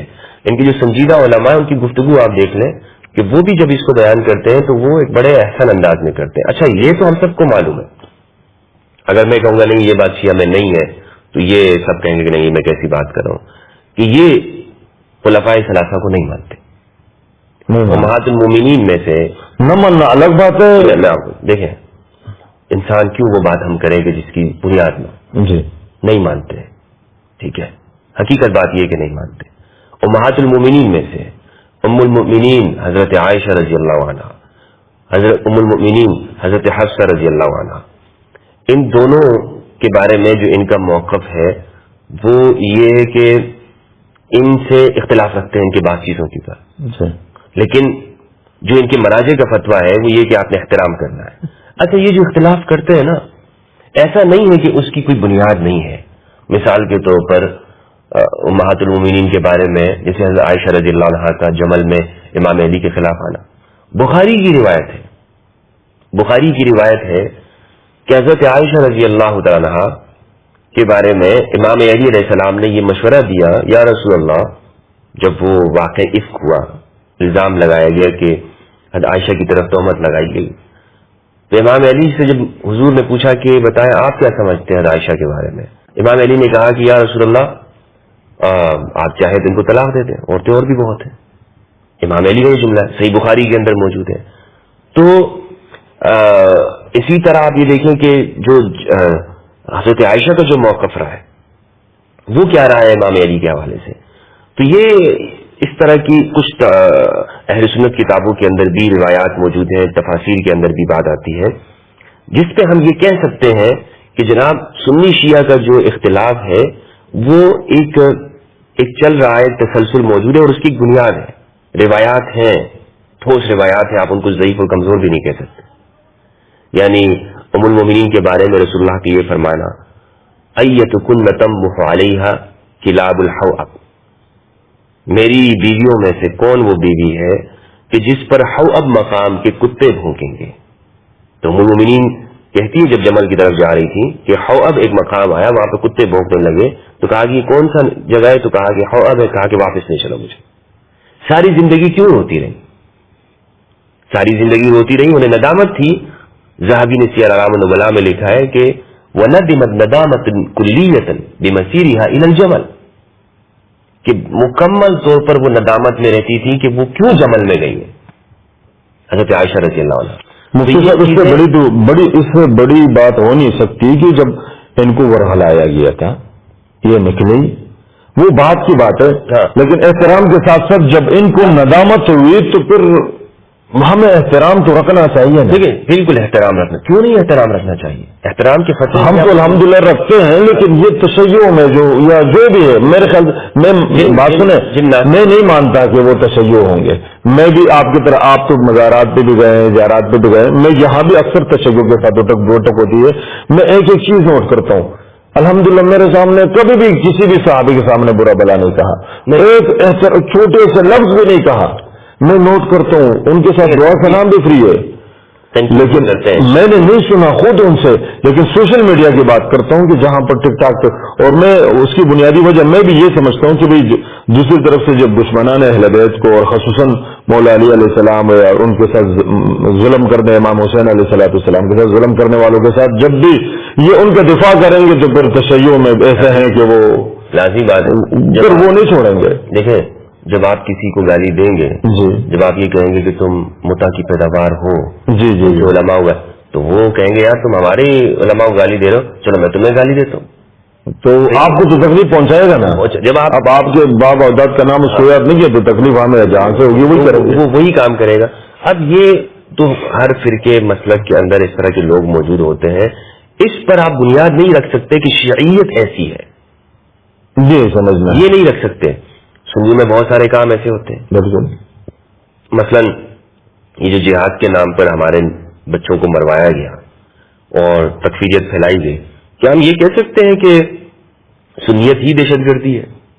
مسلمانوں کے اندر اسلام کے نام پر جہاد کے نام کو بدنام کیا گیا اور دنیا بھر میں متشددانہ تحقیقات کا آغاز کیا گیا، غیر مسلموں کو قتل کیا گیا، مارا گیا، بے گناہ لوگوں کو قتل کیا گیا، مسلمانوں کو شہید کیا شام و عراق میں. تو کیا ہم یہ کہہ سکتے ہیں کہ اسلام ایسا؟ شیعوں میں سے لوگ موجود ہیں، ایسے بھی ہیں کہ جو آپ کو سنی دیکھیں گے آپ کے سامنے ہی تبرہ کر دیں گے. آپ کیا کہیں گے پھر کہ جناب نہیں، میں تو سمجھ رہا تھا کہ سارے شیعوں کو آپ کیسے یہ سمجھ سکتے ہیں کہ کیا 5 انگلیاں برابر ہوتی ہیں؟ نہیں ہوتی ہیں. کیا آپ یہ کہہ سکتے ہیں کہ میں نے عرض کیا ہمارے بڑے بڑے علماء آپ سارے سنیوں کی گارنٹی دے سکتے ہیں؟ نہیں دے سکتے. میں اپنے سنیوں میں ایک نام کے سنی آپ کو دکھا دوں گا جو کہتا ہے کہ نسل ہم یزید کو رحمت اللہ اور رضی اللہ پڑھنے والے ہیں نسل، اور بعض لوگوں نے تو ان کے لیے مفتی صاحب یہ کیا کہتے ہیں کہ مشورہ بھی کیا خدا سے اور پوچھا بھی علماء سے بھی، نسل جو ہے نا یزید کو رحمت اللہ اور رضی اللہ. صحیح. تو سارے سنی تو ایسے نہیں ہے نا. بالکل. کیا استخارے کیے ہیں ان لوگوں نے. جی وہ شخص جس نے امام علی پر سب و شتم کی بنیاد ڈالی، جس نے اپنے دور میں اس کو قانون جاری کیا، جس نے صحیح مسلم کی روایت ہے، لوگوں سے یہ پوچھا کرتے تھے کہ آپ علی کو سب و شتم کیوں نہیں کرتے؟ تو مجھے بتائیں کیا یہ توہین اہل بیت میں نہیں آتا؟ امام علی علیہ السلام جن کی اچھا یہاں پر جو کہتے ہیں نا جناب سب کا مراد اعتراض کرنا ہے، تنقید کرنا ہے، اس سے مراد گالی دینا نہیں، میں کہتا ہوں مان لیتا ہوں. ہمارے ہاں صحیح روایت ہے، مستدرک الحاکم کے اندر ہے، من سب علی فقط سب بنی پیغمبر اسلام، جس نے علی پر سب کیا اس نے مجھ پر سب کیا. اب یہاں سب کا کیا معنی ہے؟ یہاں سب کا وہی معنی ہے کہ جو ہم سمجھتے ہیں. اسی لیے جو صحیح مسلم کی روایت ہے سب کا لفظ میں موجود ہے کہ سعد بن ابی وقاص کو کہا گیا کہ آپ سب کریں، امرا کا لفظ ہے. اور یاد رکھیے مولانا ماشاءاللہ صاحب علم آدمی ہے، امرا جو روایت ہے صحیح مسلم کی 6226 یا 6222 غالباً، امرا کا جو لفظ ہے سعد بن ابی وقاص کو جب حکم دیا گیا، امرا جب بھی عربی میں استعمال ہوتا ہے تو بطور حکم دینے کے آتا ہے. اس میں ہمارے یہاں تعویل کرتے ہیں مراد یہ امیر بنا کے بھیجا، کبھی نہیں. امیر اگر ہوتا تو اس کے لیے ہوتا امرا، امیر بنایا، اور یا اسی طرح ہوتا امرا ارسل امیرن. اور میں ایک اور دلیل آپ کو دیتا ہوں، سعد بن ابی وقاص کبھی بھی معاویہ بن ابی سفیان کے دور خلافت میں امیر نہیں رہے، تو کہاں کا امیر بنایا ان کے؟ میں کہتا ہوں کہ یہ ان کے وہ کہتے ہیں نا کہ جناب یاسین قادری صاحب نے میری پوڈ کاسٹ میں بڑا اچھا جملہ کہا تھا، ان کے اگلے پچھلے بھی آ جائیں، قبروں سے اٹھ کے آ جائیں، یہ ثابت نہیں کر سکتے کہ سعد بن ابی وقاص رضی اللہ تعالیٰ عنہ وہ معاویہ بن ابی سفیان کے زمانے میں کسی علاقے پر گورنر رہے. تو امیر کہاں کا بنا؟ عربی میں یہ استعمال ہی نہیں ہوتا. عربی میں ہوتا ہے اگر امیر بنانے کا تو والین، ارسل والین یا امیرن، ارسل امیرن الی الکوفہ یا الی البصرہ، اس طرح کے الفاظ ہوتے ہیں. اٹھا کے دیکھیں، میں خود بھی انہی جو روایات ہیں ان کا مطالعہ کروں گا، یہ ہمارے یہاں موجود ہے. اس لیے نہ سارے شیعہ وہ 5 انگلیوں کی طرح آپ ان کو برابر سمجھیں جی، اور نہ سارے سنیوں کو برابر سمجھیں. حتیٰ کہ تاریخ میں جو بھی شخصیت ہے آپ اس کے کردار سے اس کا تجزیہ کریں کہ جناب اس کا کردار کیا ہے، یہ حسینی ہے یا یہ یزیدی ہے. آپ کی آواز الحمدللہ تشیع بھی سنتی ہے، اور ہم جیسے اہل سنت بھی آپ کو سنتے ہیں اور اس کو اپنے عمل میں لاتے ہیں. تو آپ سے بھی یہ درخواست ہے میری بات جی، اہل سنت اسی لیے جو جن کے اندر شعور ہے، جو تکفیریت سے پاک ہے، باخدا آپ کو سنتے ہیں، جو تکفیریت سے پاک ہے. میں آپ کو بتاؤں، میں ایک جگہ مجلس میں گیا، وہاں پر سنی نوجوان مجھے سننے کے لیے آئے ہوئے تھے. کہا حضرت ہم یہاں پہ شیعہ مجلس میں آئے ہیں، ہم زندگی بھر کبھی امام بارگاہ میں نہیں آئے، آج ہم آپ کو سننے کے لیے آئے. سنی نوجوان ہے، ماشاءاللہ بڑی بات ہے، محبت کرتا ہے. کیوں؟ اس لیے کہ وہ یہ کہتا ہے کہ بھائی ہمیں تو اس معرفت سے ہمیشہ محروم رکھا گیا کہ جو اہل بیت کے علوم ہے، اہل بیت کی جو زندگی ہے، اس لیے وہ سننے. اور مجھے اہل سنت زیادہ سنتی ہے بنسبت شیعہ کے، زیادہ، اور وہ زیادہ پسند کرتے ہیں اور ان کو زیادہ میری بات سمجھ میں آتی ہے. نہیں آپ تو آپ ہیں، مجھے یہ پرسوں یونیورسٹی میں سوات سے لڑکے آئے، نوجوان دیر سے آئے، جی جی، میں نے سب کو اپنے پاس آنے کے لیے بتایا. برادر جس تیزی کے بہت ہی زیادہ جو یہ کیپیگے کا علاقہ ہے، انشاءاللہ شعور بہت زیادہ فکر پہنچ رہی ہے نا. یہ فرقہ پرست کیوں پریشان ہے مجھ سے؟ یہ اس لیے پریشان ہے کہ یہ سمجھ، یہ اگلا سوال ہے پھر میں آپ سے کروں گا. چلے ٹھیک ہے، آپ سوال ہے تو پھر بات کروں گا. مفتی صاحب مجھے بھی لوگ اکثر کمنٹس کرتے ہیں کہ آغاز صاحب اللہ تعالیٰ آپ کو سلامت رکھے، آپ جس علاقے میں ہیں، جس علاقے میں وہاں پر جو ہے نا لوگ آپ کو نقصان نہ دے. تو میں آپ کی توسط سے، آپ کے اس کیمرے کی توسط سے اپنے ان سننے والوں کو میں یہ بتانا چاہتا ہوں کہ میرے لیے کوئی خطرہ نہیں ہے. میں پٹھانوں کے علاقے میں رہتا ہوں. پٹھان 2 چیزوں پہ مرتے ہیں، ایک یہ ہے کہ عورت یعنی اپنی عزت پر، دوسری یہ کہ اپنی زمین پر. تو الحمدللہ میں نے کسی گھر جانے کی کوشش کرتا ہوں، الحمدللہ خدا ایسا دن مطلب میں کسی کی عزت پہ ہاتھ نہیں ڈالتا تاکہ مجھ پہ کوئی مجھے کوئی خطرہ ہو. دوسری بات یہ کہ جو میرا اپنا گھر ہے، اپنی زمین میرا باپ اجداد کی ہے، تو میرے لیے کوئی خطرہ نہیں ہے. الحمدللہ ہم پاکستانی ہیں اور ہم اہل بیت کا یہ جو دفاع کر رہے ہیں باخدا یہ تو ڈبل کر رہے ہیں. اور اس کے ان جیسے لوگوں کو ہم بہت زیادہ خوشی ہوتی ہے مفتی صاحب آپ کو جو غیر سید ہو.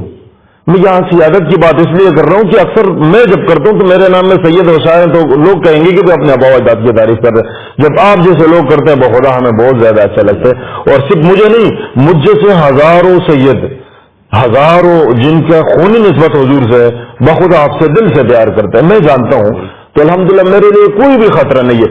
اب آپ سے ایک سوال ہے کہ مجھے یہ بتائیں, آپ نے ہمیشہ حوالہ اہل سنت کی کتب کا دیا ہے, کوئی دکھائیں کہ ہاں البتہ بات سمجھانے کے لیے یہ کہا ہے ضرور کہ بھئی یہ بات تشیع کی کتاب میں بھی ہے, لیکن بات کو سمجھانے کے لیے آپ نے ہمیشہ اہل سنت کی کتب کا حوالہ دیا ہے, تو پھر آپ کو خطرہ کیوں؟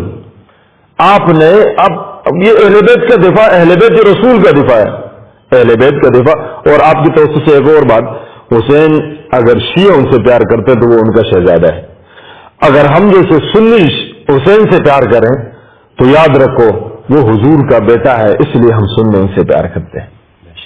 تو آپ اہل بیت کے دفاع کرتے ہیں, ان کے دشمنوں, ان کے جن لوگوں نے ظلم کیا اہل بیت کے ساتھ, اہل بیت کے رسول کے ساتھ, جب رسول کے اہل بیت آ گئے مفتی صاحب خدا کی قسم ہم کسی بھی چیز کو نہیں جانتے, نہ تمہاری سنیت کو مانتے ہیں نہ تمہاری مسلمانی کو مانتے. جب حضور کی کائناتی حضور کی لولا کلمہ خلقت الافلاک, حضور کی خاطر اللہ رب العزت نے پیدا فرمائی ہے, تو مجھے بتایا نا, میں خود باخدا میں نہیں دیکھتا, میں کل کے ہر جگہ جہاں بھی دل کرے کل کے بولتا ہوں. حضور کے اہل بیت بھائی جان تشیع کا ان کے ساتھ کوئی تعلق نہیں ہے. وہ کسی نے خوب کہا نا کہ اہل بیت اور خصوصاً امام حسین رسول اللہ کے بیٹے لگتے ہیں, رسول اللہ کے سب کچھ لگتے ہیں, تشیع کا کچھ بھی نہیں لگتا. تو مجھے بتائیں مفتی صاحب کہ بھئی آپ کو خطرہ, میں نے دیکھے حملے ہوئے برا بلا کمنٹس میں تو گالیاں بکتی جاتی ہے. دیکھیں شیعہ کا تعلق کیوں نہیں ہے اہل بیت کے ساتھ؟ اہل بیت کو جس طرح شیعہ نے پیش کیا محبت, ہاں یہ تو ان کی بڑی قربانی ہے. میں سمجھتا ہوں کہ شیعہ کو پروردگار نے ان لوگوں وہ جماعت بنایا اور وہ کھڑا کیا کہ جنہوں نے قربانیاں دی ہر زمانے میں, تقیہ میں رہے, ائمہ تقیہ میں رہے. شیعوں کی بہت بڑی قربانی ہے. اس کو ہم ایسے نہیں جا سکتے کہ جناب یہ اہل بیت کا ذکر کریں گے تو شیعوں کو ہم کیوں بیان کر رہے ہیں. نہیں, ہمیں شیعوں کی قربانیوں کو تسلیم کرنا چاہیے. یقین کریں انہوں نے جتنی مشکلات سہی ہیں اہل تشیع نے, یہ میں ان کے بطور فرقے کے بھی کہہ رہا ہوں کہ جو آج کل موجود ہیں, کہ انہوں نے مشکلات سہ کر نام لیا ہے. آپ اختلاف کر سکتے کہ جناب مجھے ان کے عقائد نظریات سے اختلاف ہے, ان کے طریقے سے اختلاف ہے. اختلاف ہر ایک ہو سکتا ہے, لیکن ہر زمانے میں جو شیعان علی ہیں انہوں نے اہل بیت کا مقدمہ آگے دنیا کے سامنے پیش کیا ہے. یہ ان کی قربانی ہے. اور ہم یہ کہہ نہیں بھائی اہل بیت کی بات کرو, کہ ہاں ہم یہ کہہ سکتے ہیں کہ اہل بیت پر کسی کی اجارہ داری نہیں ہے, نہ سنی کی ہے نہ شیعہ کی, وہی ایمان ہے, یہی ایمان ہے. لیکن اگر ہم یہ کہیں کہ جناب شیعوں کا اہل بیت سے کیا تعلق ہے, نہیں, شیعہ انہوں نے یہ سپورٹر ہے. شیعہ کا مطلب ہی سپورٹ کرنے والا ہے, اہل بیت کو آگے پیش کرنے والے ہیں. آج ہم تک یہ جو فضائل اہل بیت پہنچے ہیں, یہ انہوں نے الزامات سہے ہیں, مارے کھائی ہیں, جیلیں برداشت کی ہیں, اپنے آپ کو سولی کے سامنے پیش کیا ہے, جانوں کے نذرانے دیے ہیں, نوجوان شہید ہوئے ہیں. آپ دنیا میں دیکھ لیں کہ جو اہل بیت کا دفاع کرنے والے کون لوگ ہیں. ہم یہاں پر ہم تو صرف بات کر رہے ہیں نا, حسین کے نام پر مرنے کے لیے تیار ہے. آج شیعہ نوجوان وہ کتنا موٹیویٹڈ ہوتا ہے جب اس کے سامنے لبیک یا حسین ہوتا ہے, جب وہ کہتا ہے نا لبیک یا حسین کے نام ایسا ہے, ایمان کا اس کی حرارت کا ہم اندازہ نہیں کر سکتے. تو ان کے بلا شک و شبہ اس امت کے اوپر بھی میں کہتا ہوں کہ اس جماعت شیعہ کے احسانات ہیں کہ انہوں نے پیش کیا ہے. باقی جو بات ہے خطرے کی, دیکھیں یہ ایک فطری طور پر بات ہے کہ جب آپ ایک ایسی بات کریں گے کہ جو ہمارے معاشرے میں نہیں ہوتی ہے تو آپ کو لوگ آپ سے کہتے ہیں یار یہ تو ہمارے فرقے کے لوگ تو یہ بات نہیں کر رہے ہیں. اور میں آپ کو بتاؤں کہ ہمارے اہل سنت الحمدللہ اہل بیت سے محبت کرنے والے ہیں, جان نچھاور کرنے والے ہیں, اہل بیت پر فدا ہیں. انہیں جس طرح شیعوں میں جس زور و شور سے بچپن سے بچوں کو, بڑوں کو, جوانوں کو اہل بیت کے بارے میں بتایا جاتا ہے, مجالس کی جاتی ہیں, گھروں میں ہوتی ہیں, ان کے یہاں پورا ایک کلچر ہے, ٹھیک ہے, حتیٰ کہ گھروں میں نام لکھے ہوتے ہیں. لازمی بات ہے بچہ پوچھے گا نا کہ مما پاپا یہ کن کے نام ہے, بالکل, تو وہاں سے ایک تربیت کا سلسلہ شروع ہوتا ہے. انہیں اہل بیت کے بارے میں زیادہ بیان کیا جاتا ہے. ہمارے ہاں سنیوں میں ہمیں زیادہ صحابہ کے بارے میں بیان ہوتا ہے. ہمارے یہاں صحابہ کرام کے بارے میں خلفائے راشدین کے نام یاد کیے جاتے ہیں. جس طرح خلفائے راشدین کی ٹرم میں اس اعتبار سے استعمال کر رہا ہوں کہ جو استعمال کی جاتی ہے. بچوں کو یاد کرایا جاتا ہے. میرا بچہ ایک سنی اسکول میں جاتا ہے پڑھنے کے لیے. میں اپنے بچے کے بارے میں بتاؤں تو میرا بیٹا مجھ سے اسلامیات اس کی سب کھولی ہوئی تھی, تو وہ خلفائے راشدین 4 ہیں وہ یہ یاد کر رہا تھا. خلفائے راشدین 4 ہیں, حضرت ابوبکر, عمر, عثمان, علی رضی اللہ عنہ. تو میں نے اپنے بچے کو بتایا, میں نے کہا بیٹا خلفائے راشدین کا مطلب یہ ہے, اور یہ 4 نہیں ہے, یہ 5, یہ 12 ہے. خلفائے راشدین 12 ہے. خلفائے راشدین 12 ہے. اب وہ کیا ترتیب ہے وہ میرا ایک اپنا موقف ہے, لیکن میں نے اپنے بچے کو یہ ترتیب. تو ہمارے ہاں یہ چیزیں سکھائی جاتی ہیں, یہ اس طرح یہ بیان کی جاتی ہیں کہ جناب یہ چونکہ سنی معاشرے میں تربیت ہو رہی نا بچوں کی, تو زیادہ صحابہ کے بارے میں ہوتی ہے. تو اب جب وہ بڑا ہو کر, وہ ہمارا بچہ بڑا ہو کر جب وہ اہل بیت کے بارے میں سنے گا کسی مولوی سے, اور وہ اگر وہ کسی شدت پسند جماعت کی حد پہ چڑھ جائے اور اس کو یہ کہے کہ جناب شیعہ کافر ہے, کافر ہے, کافر ہے, توہین کریں. اندازہ لگائیں آپ, آج ہمیں کوئی کہے کہ ایک شخص امام علی کی توہین کر رہا ہے, رسول اللہ کی توہین کر رہا ہے, صحابہ کی توہین کر رہا ہے, ہمیں غصہ آتا ہے. ٹھیک ہے, تو ایک ایسا شخص کہ جس نے ایک جماعت کے اندر حصہ لے لیا, اس کی بچپن سے تربیت ہو رہی ہے, وہ کیا کرے گا؟ وہ یہی کہے گا نا بھائی یہ بندہ ہے لہٰذا اس کا خاتمہ کرنا چاہیے. اور یہ مولوی یہ جو لوگوں کو مرنے مارنے پہ لگاتے ہیں, یہ تکفیری ہوتے, میں کہہ رہا ہوں مرنے مارنے پہ لگاتے ہیں, خود کبھی ان کا بچہ اس کام میں ملوث رہا ہے؟ اپنے بچے کو یہ دور رکھتے ہیں اپنی طریقوں سے. خود یہ مولوی, ارے تم اپنے دوسرے کو بچوں کو بھیج رہے ہو جو نا پشتوں کا شعر ہے نا, پشتوں کا شعر تو سناؤ آپ کو. زمائل زامن پو جنگ کے مڑکڑ خدے خدے یو زید مولا مڑ کی, میرے 10 بچے کو جنگوں میں مار دیا, خدا کرے مولوی کا ایک بیٹا کبھی مرے نا. مولوی صاحب خود کبھی نہیں مرا ہے, بھائی نہیں گرا ہے. جہاد افغان کی بات کر رہے ہیں, مولوی کو کسی بتائے کہ جو یہ مذہبی طبقات جو تحریکات کیسا ہو, ایسے بہت سارے لوگ, مولوی گیا بھی ہوگا تو بیچارہ جو ان کے یہاں مدرسے میں چھوٹا مدرس ہوگا یا پڑھا رہا ہوگا, انہوں نے کبھی نہیں بھیجا. یہ کیا ہے, قوم کے بچوں کو جہاد کے نام پہ ورگلا کر شیعہ کافر ہے, سنی ہے, دیوبندی ہے, فلاں وغیرہ, اور یہ تحریکوں کا حصہ لیتے ہیں اور پھر ان کو استعمال کرتے ہیں. آپ ان کی تاریخ پڑھ لیں نا, ان کی تاریخ کتنی سیاہ ہے. یہ سیاہ تاریخ نہیں ہے کہ آپ تکفیر کرا کر پھر لشکر کا لشکر آپ لے جاتے ہیں اور آپ کہتے ہیں کہ جناب ان کی آبادیوں کے اوپر حملہ کر دو, اور خود غائب, منظر سے غائب. لہذا میں اس لیے کہتا ہوں کہ نوجوان کو جو یہ متشددانہ تحریکیں چلتی ہیں سوسائٹی کی, اس کا حصہ نہیں بننا چاہیے. آپ اس کا حصہ بنیں گے آپ اپنی قوتیں ضائع کر دیں گے. ہم بنے ہوئے تھے, اللہ تعالیٰ نے. آپ نے سور کی بات کی, ایک مختصر بات, سور کی آپ نے بات کی نا, ہمارے لسنت کے اندر میں خدا کو گواہ بنا کر کہتا ہوں, ہمارے رشتہ دار, ہمارے کزن, وہ علماء ہے جس طرح میں فارغ التحصیل ہوں, وہ بھی ہے. مجھے کہتے تھے آپ شیعہ, آپ علی ہے, فارغ الضلع بھی ہے, فارغ ڈسٹرکٹ بھی ہو جاتے ہیں. کون؟ تو میں نے ان سے پوچھا, مجھے کہتے ہیں کہ آپ علی علی کرتے ہیں, شیعہ فلانا. میں نے ان سے کہا ایک سوال کا جواب دو, سیدہ کائنات سلام اللہ علیہا جس عظیم کوخ سے پیدا ہے اس کا کیا نام ہے؟ لا الہ الا اللہ محمد رسول اللہ. باخدا وہ علماء خاموش رہے, مجھے بولتے ہمیں نہیں پتا. اور یہ بات میں نے اس لیے یہاں کی کہ چند دنوں میں پہلے مجھے کہنے لگے شاہ صاحب آپ نے 2 سال پہلے ہم سے پوچھا تھا کہ سیدہ کائنات کس کوکھ سے پیدا ہوئی, ہمیں نہیں پتا تھا. آج ہمیں شعور آ رہا ہے کہ ہمیں یہ کیوں نہیں پتا, ہمیں اہل بیت کے بارے میں کیوں نہیں پتا, ہمیں کیوں نہیں بتا رہا جائے. الحمدللہ شعور انشاءاللہ آئیں گے, آپ جیسے علماء ہوں گے, آپ جیسے سمجھانے والے ہوں گے. دل بہت زیادہ دکھتا ہے, بہت زیادہ اہل بیت کے ساتھ جڑ جاتا ہے مولانا, جو اہل بیت کے ساتھ وابستہ ہو جاتا ہے. اور میں دوسری بات, میں جو لوگ جو ہے نا جہاں تکفیریت یا شیعت کی طرف لانے ہم یہ باتیں کرتے ہیں, میں کہتا ہوں کہ ہمارے پاس اتنا وقت ہونا چاہیے کہ ہم 12 میں اہل بیت کو پڑھیں, ہم اہل بیت کے تعارف سیکھیں. خدا کی قسم کسی بھی چیز کے لیے ہمارے پاس وقت نہیں ہوگا. صحابہ کرام سے محبت, عقیدت, یہ تو حضور کی خدمت کا, حضور کی محنت کا ثمرہ ہے, وہ الگ چیز ہے. لیکن خصوصاً جو ظلم ہمارے معاشرے کے اندر اہل بیت کے ساتھ ہو رہا ہے, یہ بہت زیادہ تھی.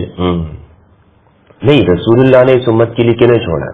وہی دو حدیث صحابہ کی بات ہم تو تب کریں نا کہ جب رسول اللہ صلی اللہ علیہ وآلہ وسلم نے امت کو یہ کہا ہو کہ تم ان کی اقتدا کرنا. صحابہ سے کہا ہے کہ تم نے ان کے پیچھے چلنا ہے. دیکھیں صحابہ کرام رضوان اللہ علیہ، میں رضی اللہ عنہم کہتا ہوں، حضرت ابوبکر کو، عمر کو، عثمان کو، صحابہ کو میں رضی اللہ عنہم کہتا ہوں، سوائے طلقاء کے. طلقاء کیونکہ وہ صحابیت کی کیٹیگری میں نہیں آتے، ہمارے اہل سنت نے کیٹیگری کی ہے. تو احترام کی بات الگ ہے، لیکن اصول کی بات کریں نا. اب ہم کیوں لوگوں کو یہ کہتے ہیں نہیں جناب ہم مصالحت میں کا شکار، اس میں ہم مداحنت کا شکار ہو جاتے ہیں. مداحنت یہ ہوتی ہے چاپلوسی. جی یہ واضح طور پر چاپلوسی، یہ دین کو پہنچانا نہیں ہے. آپ یہ کہیں کہ نہیں جناب اہل البیت اور صحابہ سب برابر ہیں. اہل البیت اور صحابہ کو رسول نے برابر نہیں قرار دیا. اہل البیت رہنما ہے، صحابہ ان کے تابع ہیں، صحابہ فالوور ہیں اہل البیت کے. صحابہ کے لیے ضروری ہے کہ وہ اہل البیت کی بات مانیں، ان کے پیچھے چلیں، ان کے نقش قدم پر. صحابہ کی نجات ہی اہل البیت کے پیچھے چلنے میں ہے. یہ بات تو ہم اس طور پر بے شمار ہمارے خلفائے ثلاثہ سے بھی ہیں کہ حضرت عمر رضی اللہ تعالیٰ عنہ نے امام حسین سے عرض کیا کہ حسین میرے سر پہ جو عزت کا تاج ہے تیری آباء و اجداد کی برکت سے ہے، ہمارے سنت کے بے شمار مصادر میں ہے. تو آپ کی بات بالکل زبردست ہے اور درست ہے کہ صحابہ کرام کی نجات بھی اہل بیت کے پیچھے چلنے میں ہے. جی جی جی یہ ہے مقام اہل بیت کا. جی جب آپ مجھے بتائیں، آپ یہ بیان کریں گے، آپ کو چھوڑیں گے کہ آپ سنیے یہ کیونکہ ان کی اس سنیت جس کی نام نہاد سنیت، اسے کہ میں اس کو سنیت نہیں کہتا ہوں معذرت سے، یہ فرقے ہیں، گروہ ہیں. سنیت کا مطلب ہے رسول کا سنی ہونا، شیعت کا مطلب ہے علی کا شیعہ ہونا. یہ ہے اپنے فرقوں کے سنی، اپنے فرقوں کے جو ان کی، اور اس فرقوں کے اندر بھی جوتوں میں دال بٹتی ہے. بھائی جناب یہ تمہارا حصہ ہے، یہ تمہاری پلیٹ ہے، یہ تمہارا حصہ ہے. یہ ان کی الگ الگ ڈیفینیشن ہے، الگ الگ ان کے کام ہے. مقام کیا ہے اہل البیت علیہ السلام کا؟ کیا صرف ان کے فضائل بیان کرنا ہے؟ کیا کوئی پیر صاحب مل گیا تو اس کے ہاتھ چوم لینا ہے؟ یہ چوما چاٹی مطلب ہے؟ کیا مطلب ہے؟ مطلب یہ ہے کہ جب آپ دین بیان کر رہے ہو تو رسول، قرآن مجید، رسول اللہ کی ذات، اہل البیت علیہ السلام، یہ ہے دین کے ماخذ، مرکز. کہاں سے آپ نے دین لینا ہے. صحابہ کون ہیں؟ صحابہ امتی، یہ سب امتی ہیں. ان کا کام یہ ہے کہ اس دین کو سمجھیں، اور یہ میں حدیث کا قلم کی روشنی میں کہتا ہوں. ہمارے ہاں الٹ بیان کیا جاتا ہے. ہمارے ہاں یہ ہے قرآن، رسول اللہ کی ذات، صحابہ.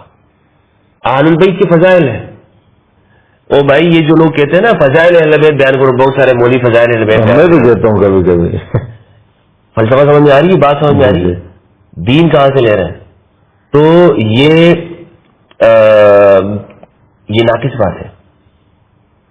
اس پہ آپ کو کوئی خطرہ نہیں ہوگا، کوئی مسئلہ نہیں ہوگا. آپ کی کوئی آپ کو یہ نہیں کہے گا یہاں ٹھیک ہے کر رہے ہیں نا، اہل بیت کی فضائل تو ہیں.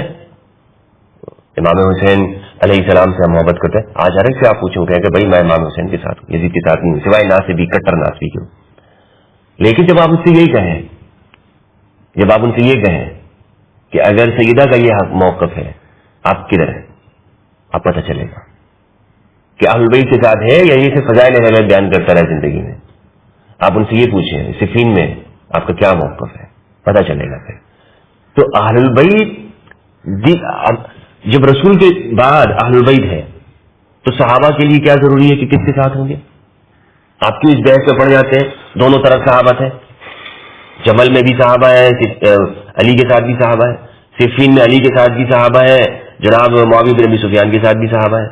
یہ آپ بحث میں کیوں پڑھے ہیں؟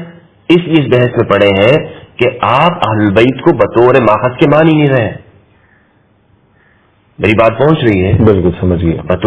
اگر بطور ماخذ کے مانتے تو بھائی امام حسن نے اگر صلح کی ہے تو کیا امامت بھی دے دی ہے؟ کیا امامت بھی دے دی ہے اپنی؟ اگر صلح کی ہے تو وہ معاہدہ کیا ہے نا، صلح کی ہے نہیں. اپنی امامت سے برخوردار ہو. ایک بات آپ سے پوچھوں، مجھ سے بھی اکثر لوگ پوچھتے ہیں، مجھ سے کہتے ہیں کہ امام حسن نے صلح کی تھی تو بات ہی ختم. مجھے کہتے ہیں میں نے ان سے پوچھا کہ بھئی صلح کا کیا مطلب ہے؟ کوئی مسئلہ تھا، کوئی پڈا تھا، کوئی کہانی تھی، کوئی جھگڑا تھا؟ تو وہ بولتے ہاں صلح تب ہوئی کہ کوئی جھگڑا تھا. تو پھر حضور کے بیٹے کے ساتھ بھی جھگڑا، بس بات ہی ختم. مفتی صاحب ایک اور بات پھر آپ سے آخری باتیں بہت ہوئی، وقت بھی بہت زیادہ ہوا. ابھی تک تو الحمدللہ میں نے 2018 میں جو تبلیغی جماعت کا سال لگایا تو اپنے علاقے میں جتنے بھی ہمارے ہاں تبلیغی جہاں پر بیانات ہوتے تھے، جہاں اجتماعات ہوتے تھے، الحمدللہ میں مذاکرے کا جب بیان ہوتا ہے نا، وہ خاص بیان ہوتا ہے، مغرب تا عشاء میرا وہ بیان ہوتا تھا، علاقے والے سب جانتے ہیں کہ مجھے وہاں بلاتے تھے. میں پشتو میں ٹھیک طرح بول سکتا ہوں، اردو کمزور ہے میری، تو یقین جانیے کہ بہت زیادہ مجھے بلایا جاتا تھا، محبت کی جاتی تھی، سب کچھ ہوتا تھا. لیکن اب بھی ان لوگوں نے مجھے بلانا. آپ سے ایک سوال ہے، وہ یہ ہے کہ آپ کو زیادہ تشیع بلاتے ہیں یا آپ تشیع کے محافل میں زیادہ جاتے ہیں یا سنت کے محافل میں کیوں نہیں جاتے؟ میں نے آپ یقین نہیں بلایا جاتا. دیکھیں، مجھے اہل تشیع وہ بلاتے ہیں اور میں اکثر مجالس میں جانے سے معذرت ظاہر کرتا ہوں. یعنی اگر مجھے مہینے میں تقریباً میں آپ کو بتاؤں کہ 100 سے زیادہ مجالس کی اگر انویٹیشن آتی ہے تو میں ایک میں بھی نہیں جا پا رہا ہوتا، کیونکہ آپ جانتے ہیں کہ میں جو اسٹڈی کرتا ہوں، میں جو ریسرچ کرتا ہوں، میں بھی اسٹڈی کرتا ہوں. اپنے آپ کو علم انسان کو حاصل کرتے رہنا چاہیے. میرا مخاطب شیعہ ہے نہیں، میرا مخاطب کبھی بھی شیعہ نہیں رہا ہے. میرا مخاطب میرے سنی نوجوان ہے. میرا فرض یہ بنتا ہے کہ میں اپنے گھر کی اصلاح کروں.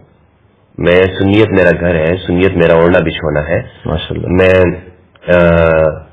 لوگ سمجھے نہ سمجھے لیکن میں اس میں اصلاح کرنا چاہتا ہوں. اہل تشیع مجالس میں بلاتے ہیں، ان کی محبت ہے ہوتی ہے، اس میں چلا جاتا ہوں، لیکن اس میں بھی میں بہت معذرت کرتا ہوں. اس لیے مجالس وغیرہ میں یہ کہتا ہوں کہ شیعہ علماء کو کہ آپ کے پاس ماشاءاللہ علماء بہت ہیں، ذاکرین بہت ہیں. میرا نہ مجھے تقریر کرنا آتی ہے، نہ میں تقریر کا بندہ ہوں، نہ اس فیلڈ کا ہوں. تو مجھ سے آپ سن کے آپ کو کیا ملے گا؟ میرے پاس کوئی علمی نکات بھی نہیں ہے، کوئی پوائنٹ بھی نہیں ہے کہ جو میں وہاں پہ آپ کے سامنے پیش کروں. میرے پاس جو حدیث اقلین اور میں یہ سنیوں کو پہنچانا چاہتا ہوں. ماشاءاللہ.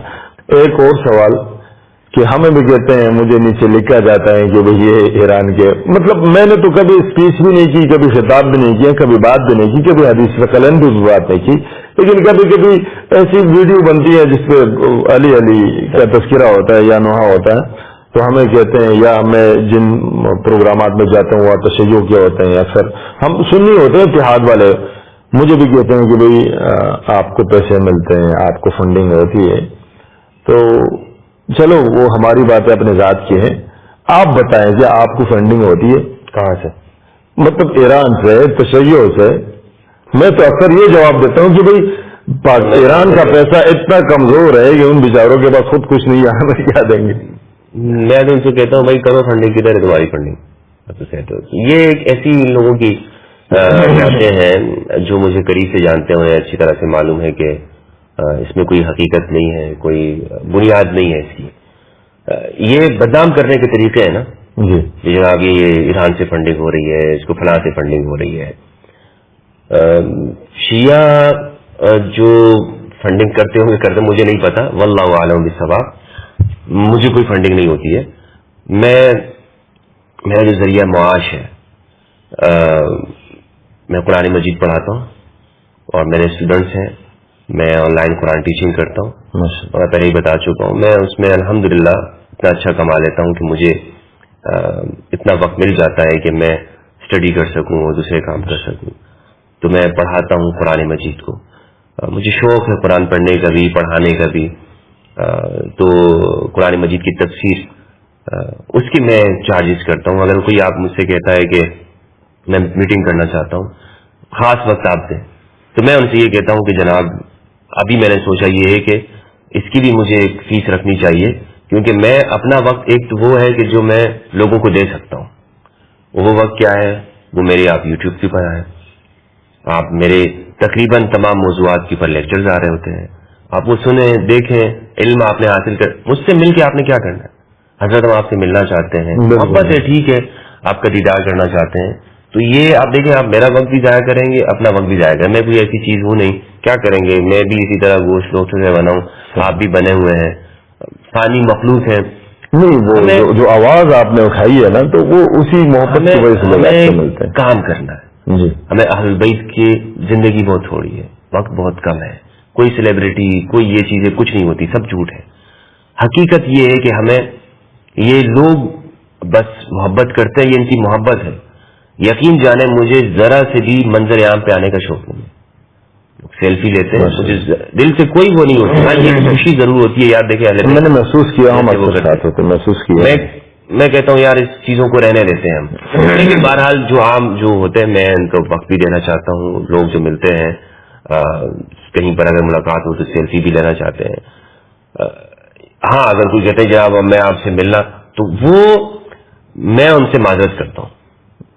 اور اس کی معذرت کی وجہ یہ نہیں ہے کہ جناب یہ کوئی تکبر آ گیا ہے، جناب آپ کوئی بڑے ہو بن گئے ہیں، یہ ہو گئے. یہ ساری لوگوں کی سوچ، اگر کوئی سوچتا ہے تو سوچتا رہے. ہمیں کیا کرنا ہے؟ ابھی تک آپ اتنا وقت ہو گیا ہے مفتی صاحب، میں شکوہ کرنا چاہوں گا لوگوں سے کہ میں یہ سمجھتا ہوں ہم نے کوئی کام نہیں کیا ہے. مجھے کوئی آج تک ایک بندہ ایسا نہیں ملا جو یہ کہے، آپ فنڈنگ کی بات کر رہے ہیں نا جی، ایک بندہ ایسا نہیں ملا. کتنے لوگ ہیں، ہزاروں لوگ ہیں، دیکھتے ہیں ویڈیوز ہیں، لاکھوں لوگ ملتے ہیں، محبت ہم نے دیکھی ہے. ہم آپ کے لیے جان دینے کے لیے تیار ہیں. حضرت جی آپ کے لیے قربان ہونے کے تیار ہیں.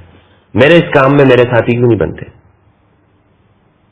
کبھی ایک بندے نے کہا ہو، اچھا ایک بندے نے کہا ہو کہ حضرت آپ کا یہ کام ہم کیسے بہتر کر سکتے ہیں؟ پیسے دینا ضروری نہیں ہوتا ہر جگہ پہ.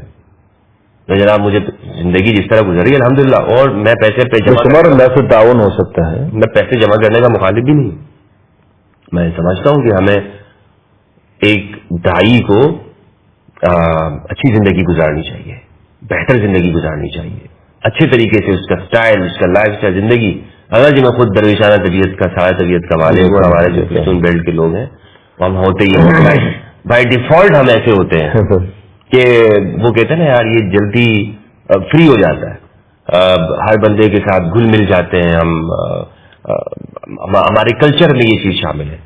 تو کوئی ایک شخص تو ایسا ہو کہ جو یہ کہے کہ جناب آپ کا جو یہ کام ہے مفتی صاحب ماشاءاللہ آپ اچھا کام کر رہے ہیں، حضرت ہم جان دینے کے لیے تیار. بھائی میں نے آپ کی جان کا کیا کرنا ہے؟ اللہ آپ کو زندہ رکھے، میں آپ کی جان قیمتی ہے، مجھ سے زیادہ قیمتی ہے. آپ یہ سوچیں، اپنا دماغ لگائیں کہ آپ کو صلاحیت ملی ہوئی ہے. آپ بجائے اس کی کہ لوگوں کو ادھر بحثیں کرنے کے، آپ اس کام کو آگے کیسے بڑھا سکتے ہیں؟ آپ کا فرض بنتا ہے. مثلا میں ایک دو چیزیں آپ کو بتا سکتا ہوں. مثلا میری تقریباً کوئی بہت ساری ویڈیوز ہیں، تقریباً 1200 ویڈیوز ہیں یوٹیوب کے اوپر. 1200 یوٹیوب کے اوپر ہے، سوشل میڈیا کے اوپر موجود ہیں. آپ اس کا سلیبس بنا سکتے ہیں، اس کا کورس بنا سکتے ہیں.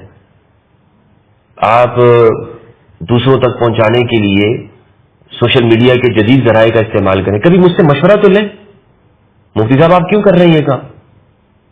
آپ کیسے کر رہے ہیں؟ کیسے مینج کرتے ہیں اس کو؟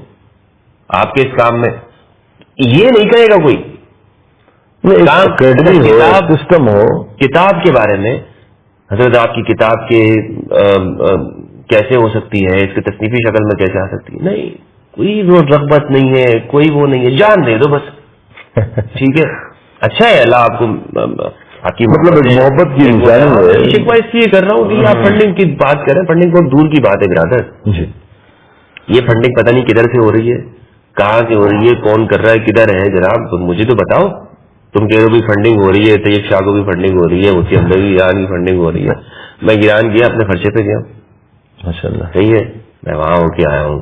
میں اربعین گیا ہوں، وہاں پہ اپنے خرچے پہ گیا ہوں. میں اربعین میں ہاں ساتھیوں نے ماشاءاللہ وہاں پہ اچھا سلوک رکھا، محبت کرنے والے ہیں، ٹھیک ہے.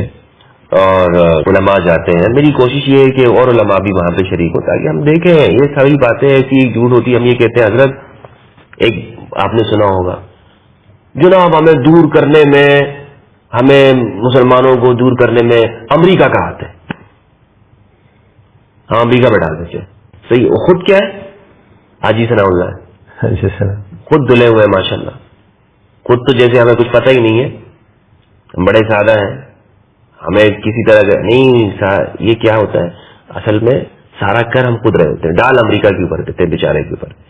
امریکہ یار اس کے پاس اتنا فالتو ٹائم نہیں ہے.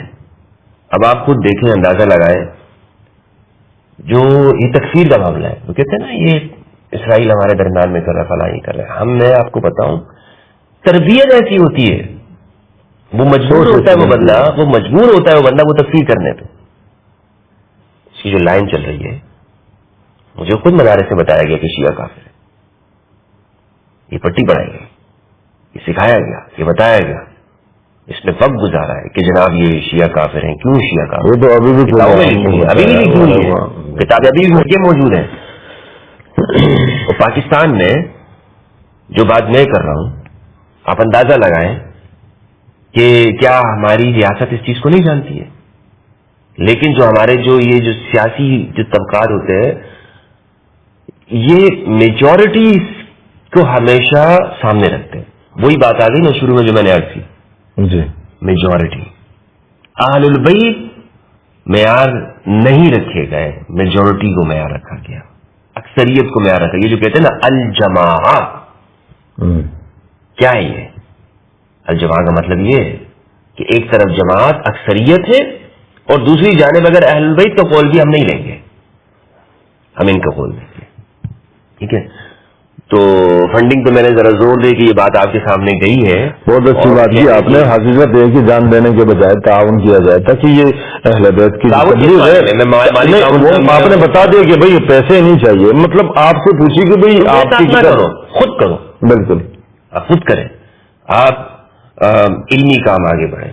آپ مجھ سے ملیں, مثلا ایک طالب علم ہے نا, ایک طالب علم اگر مجھے یہ کہتا ہے ہمدرد بھائی میں نے مولا علی کے موضوع پر یہ کتاب لکھی ہے اور میں یہ چاہتا ہوں کہ اس میں مزید کیسے بہتر کروں, ہمدرد اس کو گھنٹہ دینے کو تیار ہے.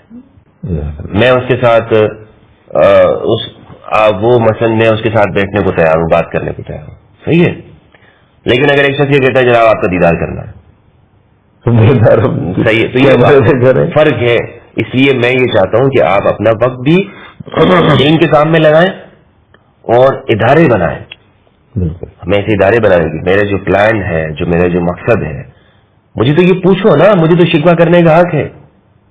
ہمدرد بھائی آپ کرنا کیا چاہتے ہیں, صحیح ہے, آپ کے ذہن میں کیا چل رہا ہے, کیا آپ یہ بات جو کر رہے ہیں صرف آپ ویڈیوز کے اوپر ہی کرتے رہیں گے, صحیح ہے. اور نوجوانوں کو ایسے آگے آنا ہے. میری خواہش ہے کہ پاکستان میں 1000 ہمدرد ہوں.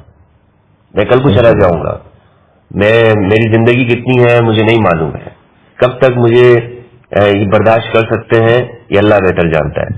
لیکن آگے لوگ, اور میں آپ کو ایک بات بتاتا ہوں, آج یہ اگر مجھے مار بھی دیتے ہیں جو تکفیری عناصر ہیں, ختم بھی کر دیتے ہیں, راستے سے ہٹا بھی دیتے ہیں, تو یہ اس خوشفہمی میں نہ رہیں کہ یہ کام رک جائے گا. یہ کام انٹرنیٹ کی وجہ سے گلوبل ہو چکا ہے. مثلا ہم نے تو, میں آپ کو بتاؤں کہ یہ اگر سمجھتے ہیں کہ جناب نہیں ہمدرد ایک ہے اس سے بڑا فرق پڑ جائے گا, کوئی فرق نہیں پڑے گا. لوگ ہمدرد پیدا ہو, ایک ایسی آواز آپ کو سے توانا آواز پیدا ہو جائے گی. تو اس لیے میں یہ سمجھتا ہوں کہ ابھی تک شاید یہ بھی سمجھ لیں گے یار انٹرنیٹ آ گیا ہے, اب ہمیں یہ کام نہیں کرنا چاہیے. اب یہ تکفیریوں کو بھی یہ بات آہستہ سے سمجھ میں آ رہی ہے اور آنی چاہیے ان کو, اور جتنی جلدی ان کو سمجھ میں آ جائے ان کے فرقے کے لیے بہتر ہے. یہ فرقہ پرست مولویوں سے میں کہنا چاہ رہا ہوں, ان کے لیے بہتر یہ کہ یہ ڈبیٹ کی طرف آئے, گفتگو کی طرف آئے. میں یہاں پر کئی مرتبہ یہ طارق مسعود صاحب میں ایسے بیٹھا رہا ہوں ان کے ساتھ جیسے آپ کے ساتھ بیٹھا ہوں. کہاں بیٹھا رہا ہوں, ہمارے طالب علم میں ٹیچر نہیں رہے میرے, لیکن بڑا عرصہ اس زمانے میں سوشل میڈیا پہ بھی نہیں تھے, پاپولر بھی نہیں تھے. میں ان کو جانتا ہوں بہت اچھی طرح سے, ان کے مزاج سے, ان کے نیچر سے واقف ہوں. مفتی طارق مسعود صاحب, دوسرے علماء, میں ان کا نام اس لیے کہتا ہوں کہ ہمارا نوجوان یہ سوشل میڈیا پر یہ زیادہ لوگ ان کو دیکھتے ہیں, لوگ ان کے ساتھ لازمی بات ہے, ان کا ایک پورا ایک کافی زمانے سے یہ کام کر رہے ہیں, تو ایک بڑا نیٹ ورک ہے ان کا. کیوں وہ جواب دینے کو تیار نہیں ہے؟ ایک دفعہ انہوں نے جواب دیا اور خود اپنے پیروں پہ کلاڑی ماری. جناب صدیق الاکبر کون ہے؟ جی جی. تو ان سے میں نے کیا بات رکھی ہے, گفتگو میں نے دی ہوئی ہے, یا جس مسئلے کے اوپر پورے مسلمانوں میں اختلاف رہتا ہے, صحابی کون ہے, آئے طارق مسعود صاحب بات کر لیتے ہیں. حقیقت ہے اگر آپ نے اس میں بات کی تو آپ ماننے کو تیار بات کرنے ماننے کو بھی تیار ہوں گے اگر اس نے بتا دیا دلائل سے ماننے کو بھی تیار تو ہوں گے. جی اگر مفتی طارق مسعود صاحب آج یہ کہتے ہیں کہ جناب یہ دلائل ہیں اور وہ دلائل باقی قرآن میں ہوتے ہوں میں ویڈیو بنانا چھوڑ دوں گا. آپ چاہتے ہیں کہ مفتی ہمدرد اگر ویڈیو بنانا چھوڑ دے تو آپ میرے اس سوال کا جواب دے دیں جو میں نے آپ سے سوال پوچھا ہے کہ صدیق اکبر کی روایت کیا ہے, یہ صحابی کون ہوتا ہے, ڈیفینیشن کیا ہے, اس پہ آپ گفتگو کرنے کے لیے تیار ہو جائیں. آپ ویڈیو میں اپنا موقف ریکارڈ کریں, میں بھی اپنا موقف ریکارڈ کرتا ہوں, بات کرتے ہیں, کہیں پہ بیٹھتے ہیں, آن لائن کر لیتے ہیں, گفتگو کر لیتے ہیں. گفتگو کرنے میں کیا چاہتا ہے, اس امت کو اختلاف سے نکالو. آپ بھی چاہتے ہیں امت اختلاف سے باہر نکلے, آئے ڈیبیٹ کر لیتے ہیں, اختلاف سے باہر نکلے گی. صحابی کون ہے اور جو ایریا ہے میں آپ کو دیتا ہوں, قرآن و حدیث اس سے باہر نہیں جائیں گے. جی قرآن و حدیث سے باہر نہیں جائیں گے. ہمارے سنت کا دعویٰ کیا قرآن و حدیث کے ساتھ ہے نا. ہاں یہ تو قرآن و سنت سے جو باہر جائے گا وہ کیا ہے, وہ اہل سنت میں سے نہیں ہوگا, وہ قرآن و سنت سے باہر جا رہا ہے. پیچھے نماز بھی حرام ہے, قرآن و سنت سے باہر نہیں. تو قرآن و سنت سے ہم صحابیت کی ڈیفینیشن کریں گے. صحابی کون ہوتا ہے عوام دیکھے گی, دنیا دیکھے گی. جس کے دلائل قوی ہوئے لوگ اسی کا مسلک اختیار کر لیں, انشاءاللہ لوگ اسی کے ساتھ چل کر. وہی ہے. بہت شکریہ. اچھا مفتی سے ایک آخری سوال ہم پشتوں میں کرتے ہیں, اس لیے کہ رات کو میں نے جب آپ کو آواز دی کہیں جا رہے تھے تو کسی نے کہا شاہ صاحب یہ پٹھان ہے. مفتی سے وہ دا فیض علی خان فیض سے زمانگ یہ وڈیر خستہ شاعر دے دا فرڈی رضا تے میں نے ما سرم میں نے کہ هغه یو شعر دے چې پہاڑ کربلا کې به حسین نمری سړیا راتلون کی کربلا به یزید د مرګ سبب وي. یعنی چې څومره هم کربلاان تیر شي دي په دې کې امام حسین شهید شه دي, یعنی په دې خلکو کې دومره شعور راغله دي چې را روانه کربلا کې به یزید مري. بالکل دا خبره ده. نو زستانه په پښتو کې دا سوال کوم چې به استا ما تا خبرو کو چې به زه د پیښور یونیورسيټي ته پروګرام لاړم د دیرنا د سواتنا د هر ځای نه کشران لکان ما ته به چې بنګ باندې خدمت واچو موږ څو د اهل بیت لپاره ما نه وخت په خپل کمزورې مزه بتا مې خدمت واچو. نو زما خپل ذهن او فکر دا ده چې الحمدلله پکې کې هم د انتهایی دا شعور په هدایت او د شعور د هدایت راغله ده.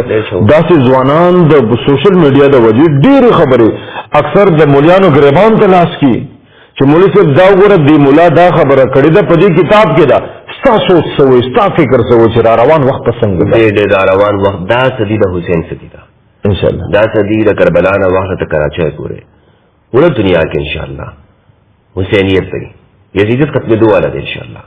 اور ختم دو والا مراد دانا نہ چاہیے یزیدیت باقی نہیں, دجالیت اور یزیدیت یہ شعر ہے, دجال فتنہ دا یزیدیت فتنہ دا. لیکن زمون دا چکم نوجوان نسل دے چکم دا اہل سنت والجماعت کی دی اور کم پدی فرقواریت کے وقت تیر کر آغو تا دا خبر رسیدلا چی دا اہل بیت سے حقوق دی, منگا اہل بیت سے رجاتے ہوکو, منگا ہمیشہ دا خبر کولا جناب منگا شیعہ مخالفت کے وقت تیر کو خو خپل ځان موږ د اهل بیت نه واقف نه کو.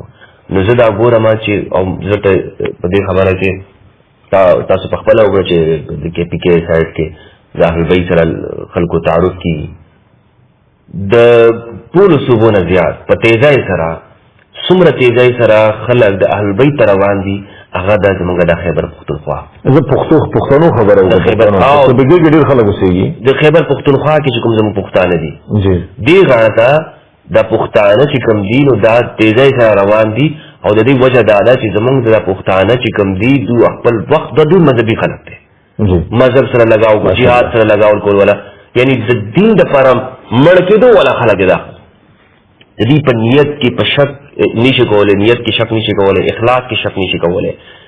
دو هر دغه کې جماعت تبلیغ کې وګورئ زموږ د پښتانه بدل تخکار دومره زیات ټول د پښتانه دي ولیکن دونه زه تاسو کوم غواړم ما ته دا خبره کړل امیر صاحب دا تاسو کوي چې حدیث خپلین څه دی مولوی صاحب نے تاسو کو زمانہ تاسو کو ماته پته نشي امیر صاحب دا اهل بیت سوق رسول الله اخری وصیت د دنیا نه پیغمبر روان هو جی نو پیغمبر دی امت د پاره سوق پریخي خبره کړې د اخر پیغام او وصیت دا سوالو کا نو دا پختون دا نوجوان چې کله سوال کوي نو هغه جواب نه ملاوي نو هغه یاره دا کم دی به مونږ ته ملاوي نو حدیث ته چې ګوري نو اهل بیت دي نو بیا هغه ته اهل بیت بل څه کې نه ښکاري هغه ته یاره دا خو صرف شیعاګان د اهل بیت خبرې کوي نو هغه چې دا وګوري چې یاره صرف شیعاګان اهل بیت خبرې کوي نو بیا هغه یا خو شیعه شي بالکل او یا یا چې کوم دی نو هغه سنت نه وتلی او هغه دی نو خپل فرقې من اعتبار نه نو د سنی علما د مارا دوی څه پکار دي چې جناب تاسو د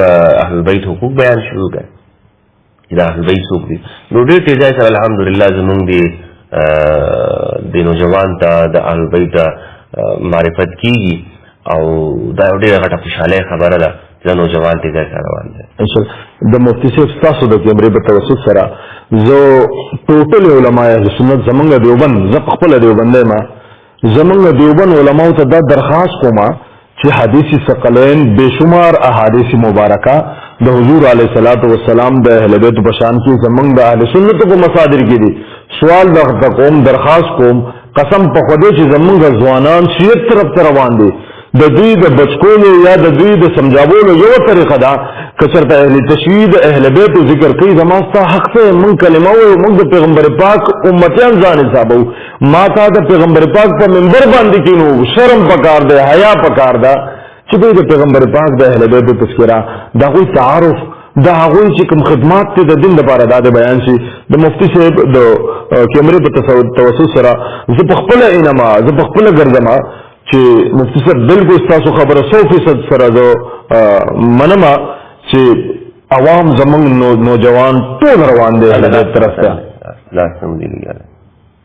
روان دی انشاءالله زمونږ بالکل د دې د فرقې د لاس محفوظي نو ما ته خو پرون یو پښتون یو ځوان ښایسته یو نوجوان دا خبره وکړه ما ته وایي مولوي صاحب راته هم ووایي او بیا را سره خبرې هم کوي ما وایي شاه صاحب ووایه وایي چې وخت داسې را روان دی چې د ملا نه به خلک خلاص شي د په دې خبره نه پوهېږم په دې مې پوه وکړه خیري خبره ملا نه څنګه خلاص شم مطلب زه به ملا نه منم یا به د ملا سره داسې راځي چې خلک به ته ګوره چې دا اے آی دور روان دی خلک به خپل د ټولې مسلې د انټرنیټ نه به تپوس کوي اوس ولا خلک دغه نه تپوس کوي ګوګل نه تپوس کوي او د یوټیوب نه تپوس کوي او بیا به داسې ایپ راځي به هغه ته وایي چې ته ما ته دا ووایه چې حدیث کوم ځای کې لیکل دی هغه ټوله مسله به ورته ووایي او ایران په دې باندې کار کوي لګیا دی چې فتوا اخیستلو ما د آی په ذریعه نو کار روان دی په دې باندې نو دا ایران نه نو ممالک هم دا کېږي دا اساني دغه ده نو زمونږ د مولیانو ته جو خپل اهمیت او دا چې کوم دا جوړ کړی دی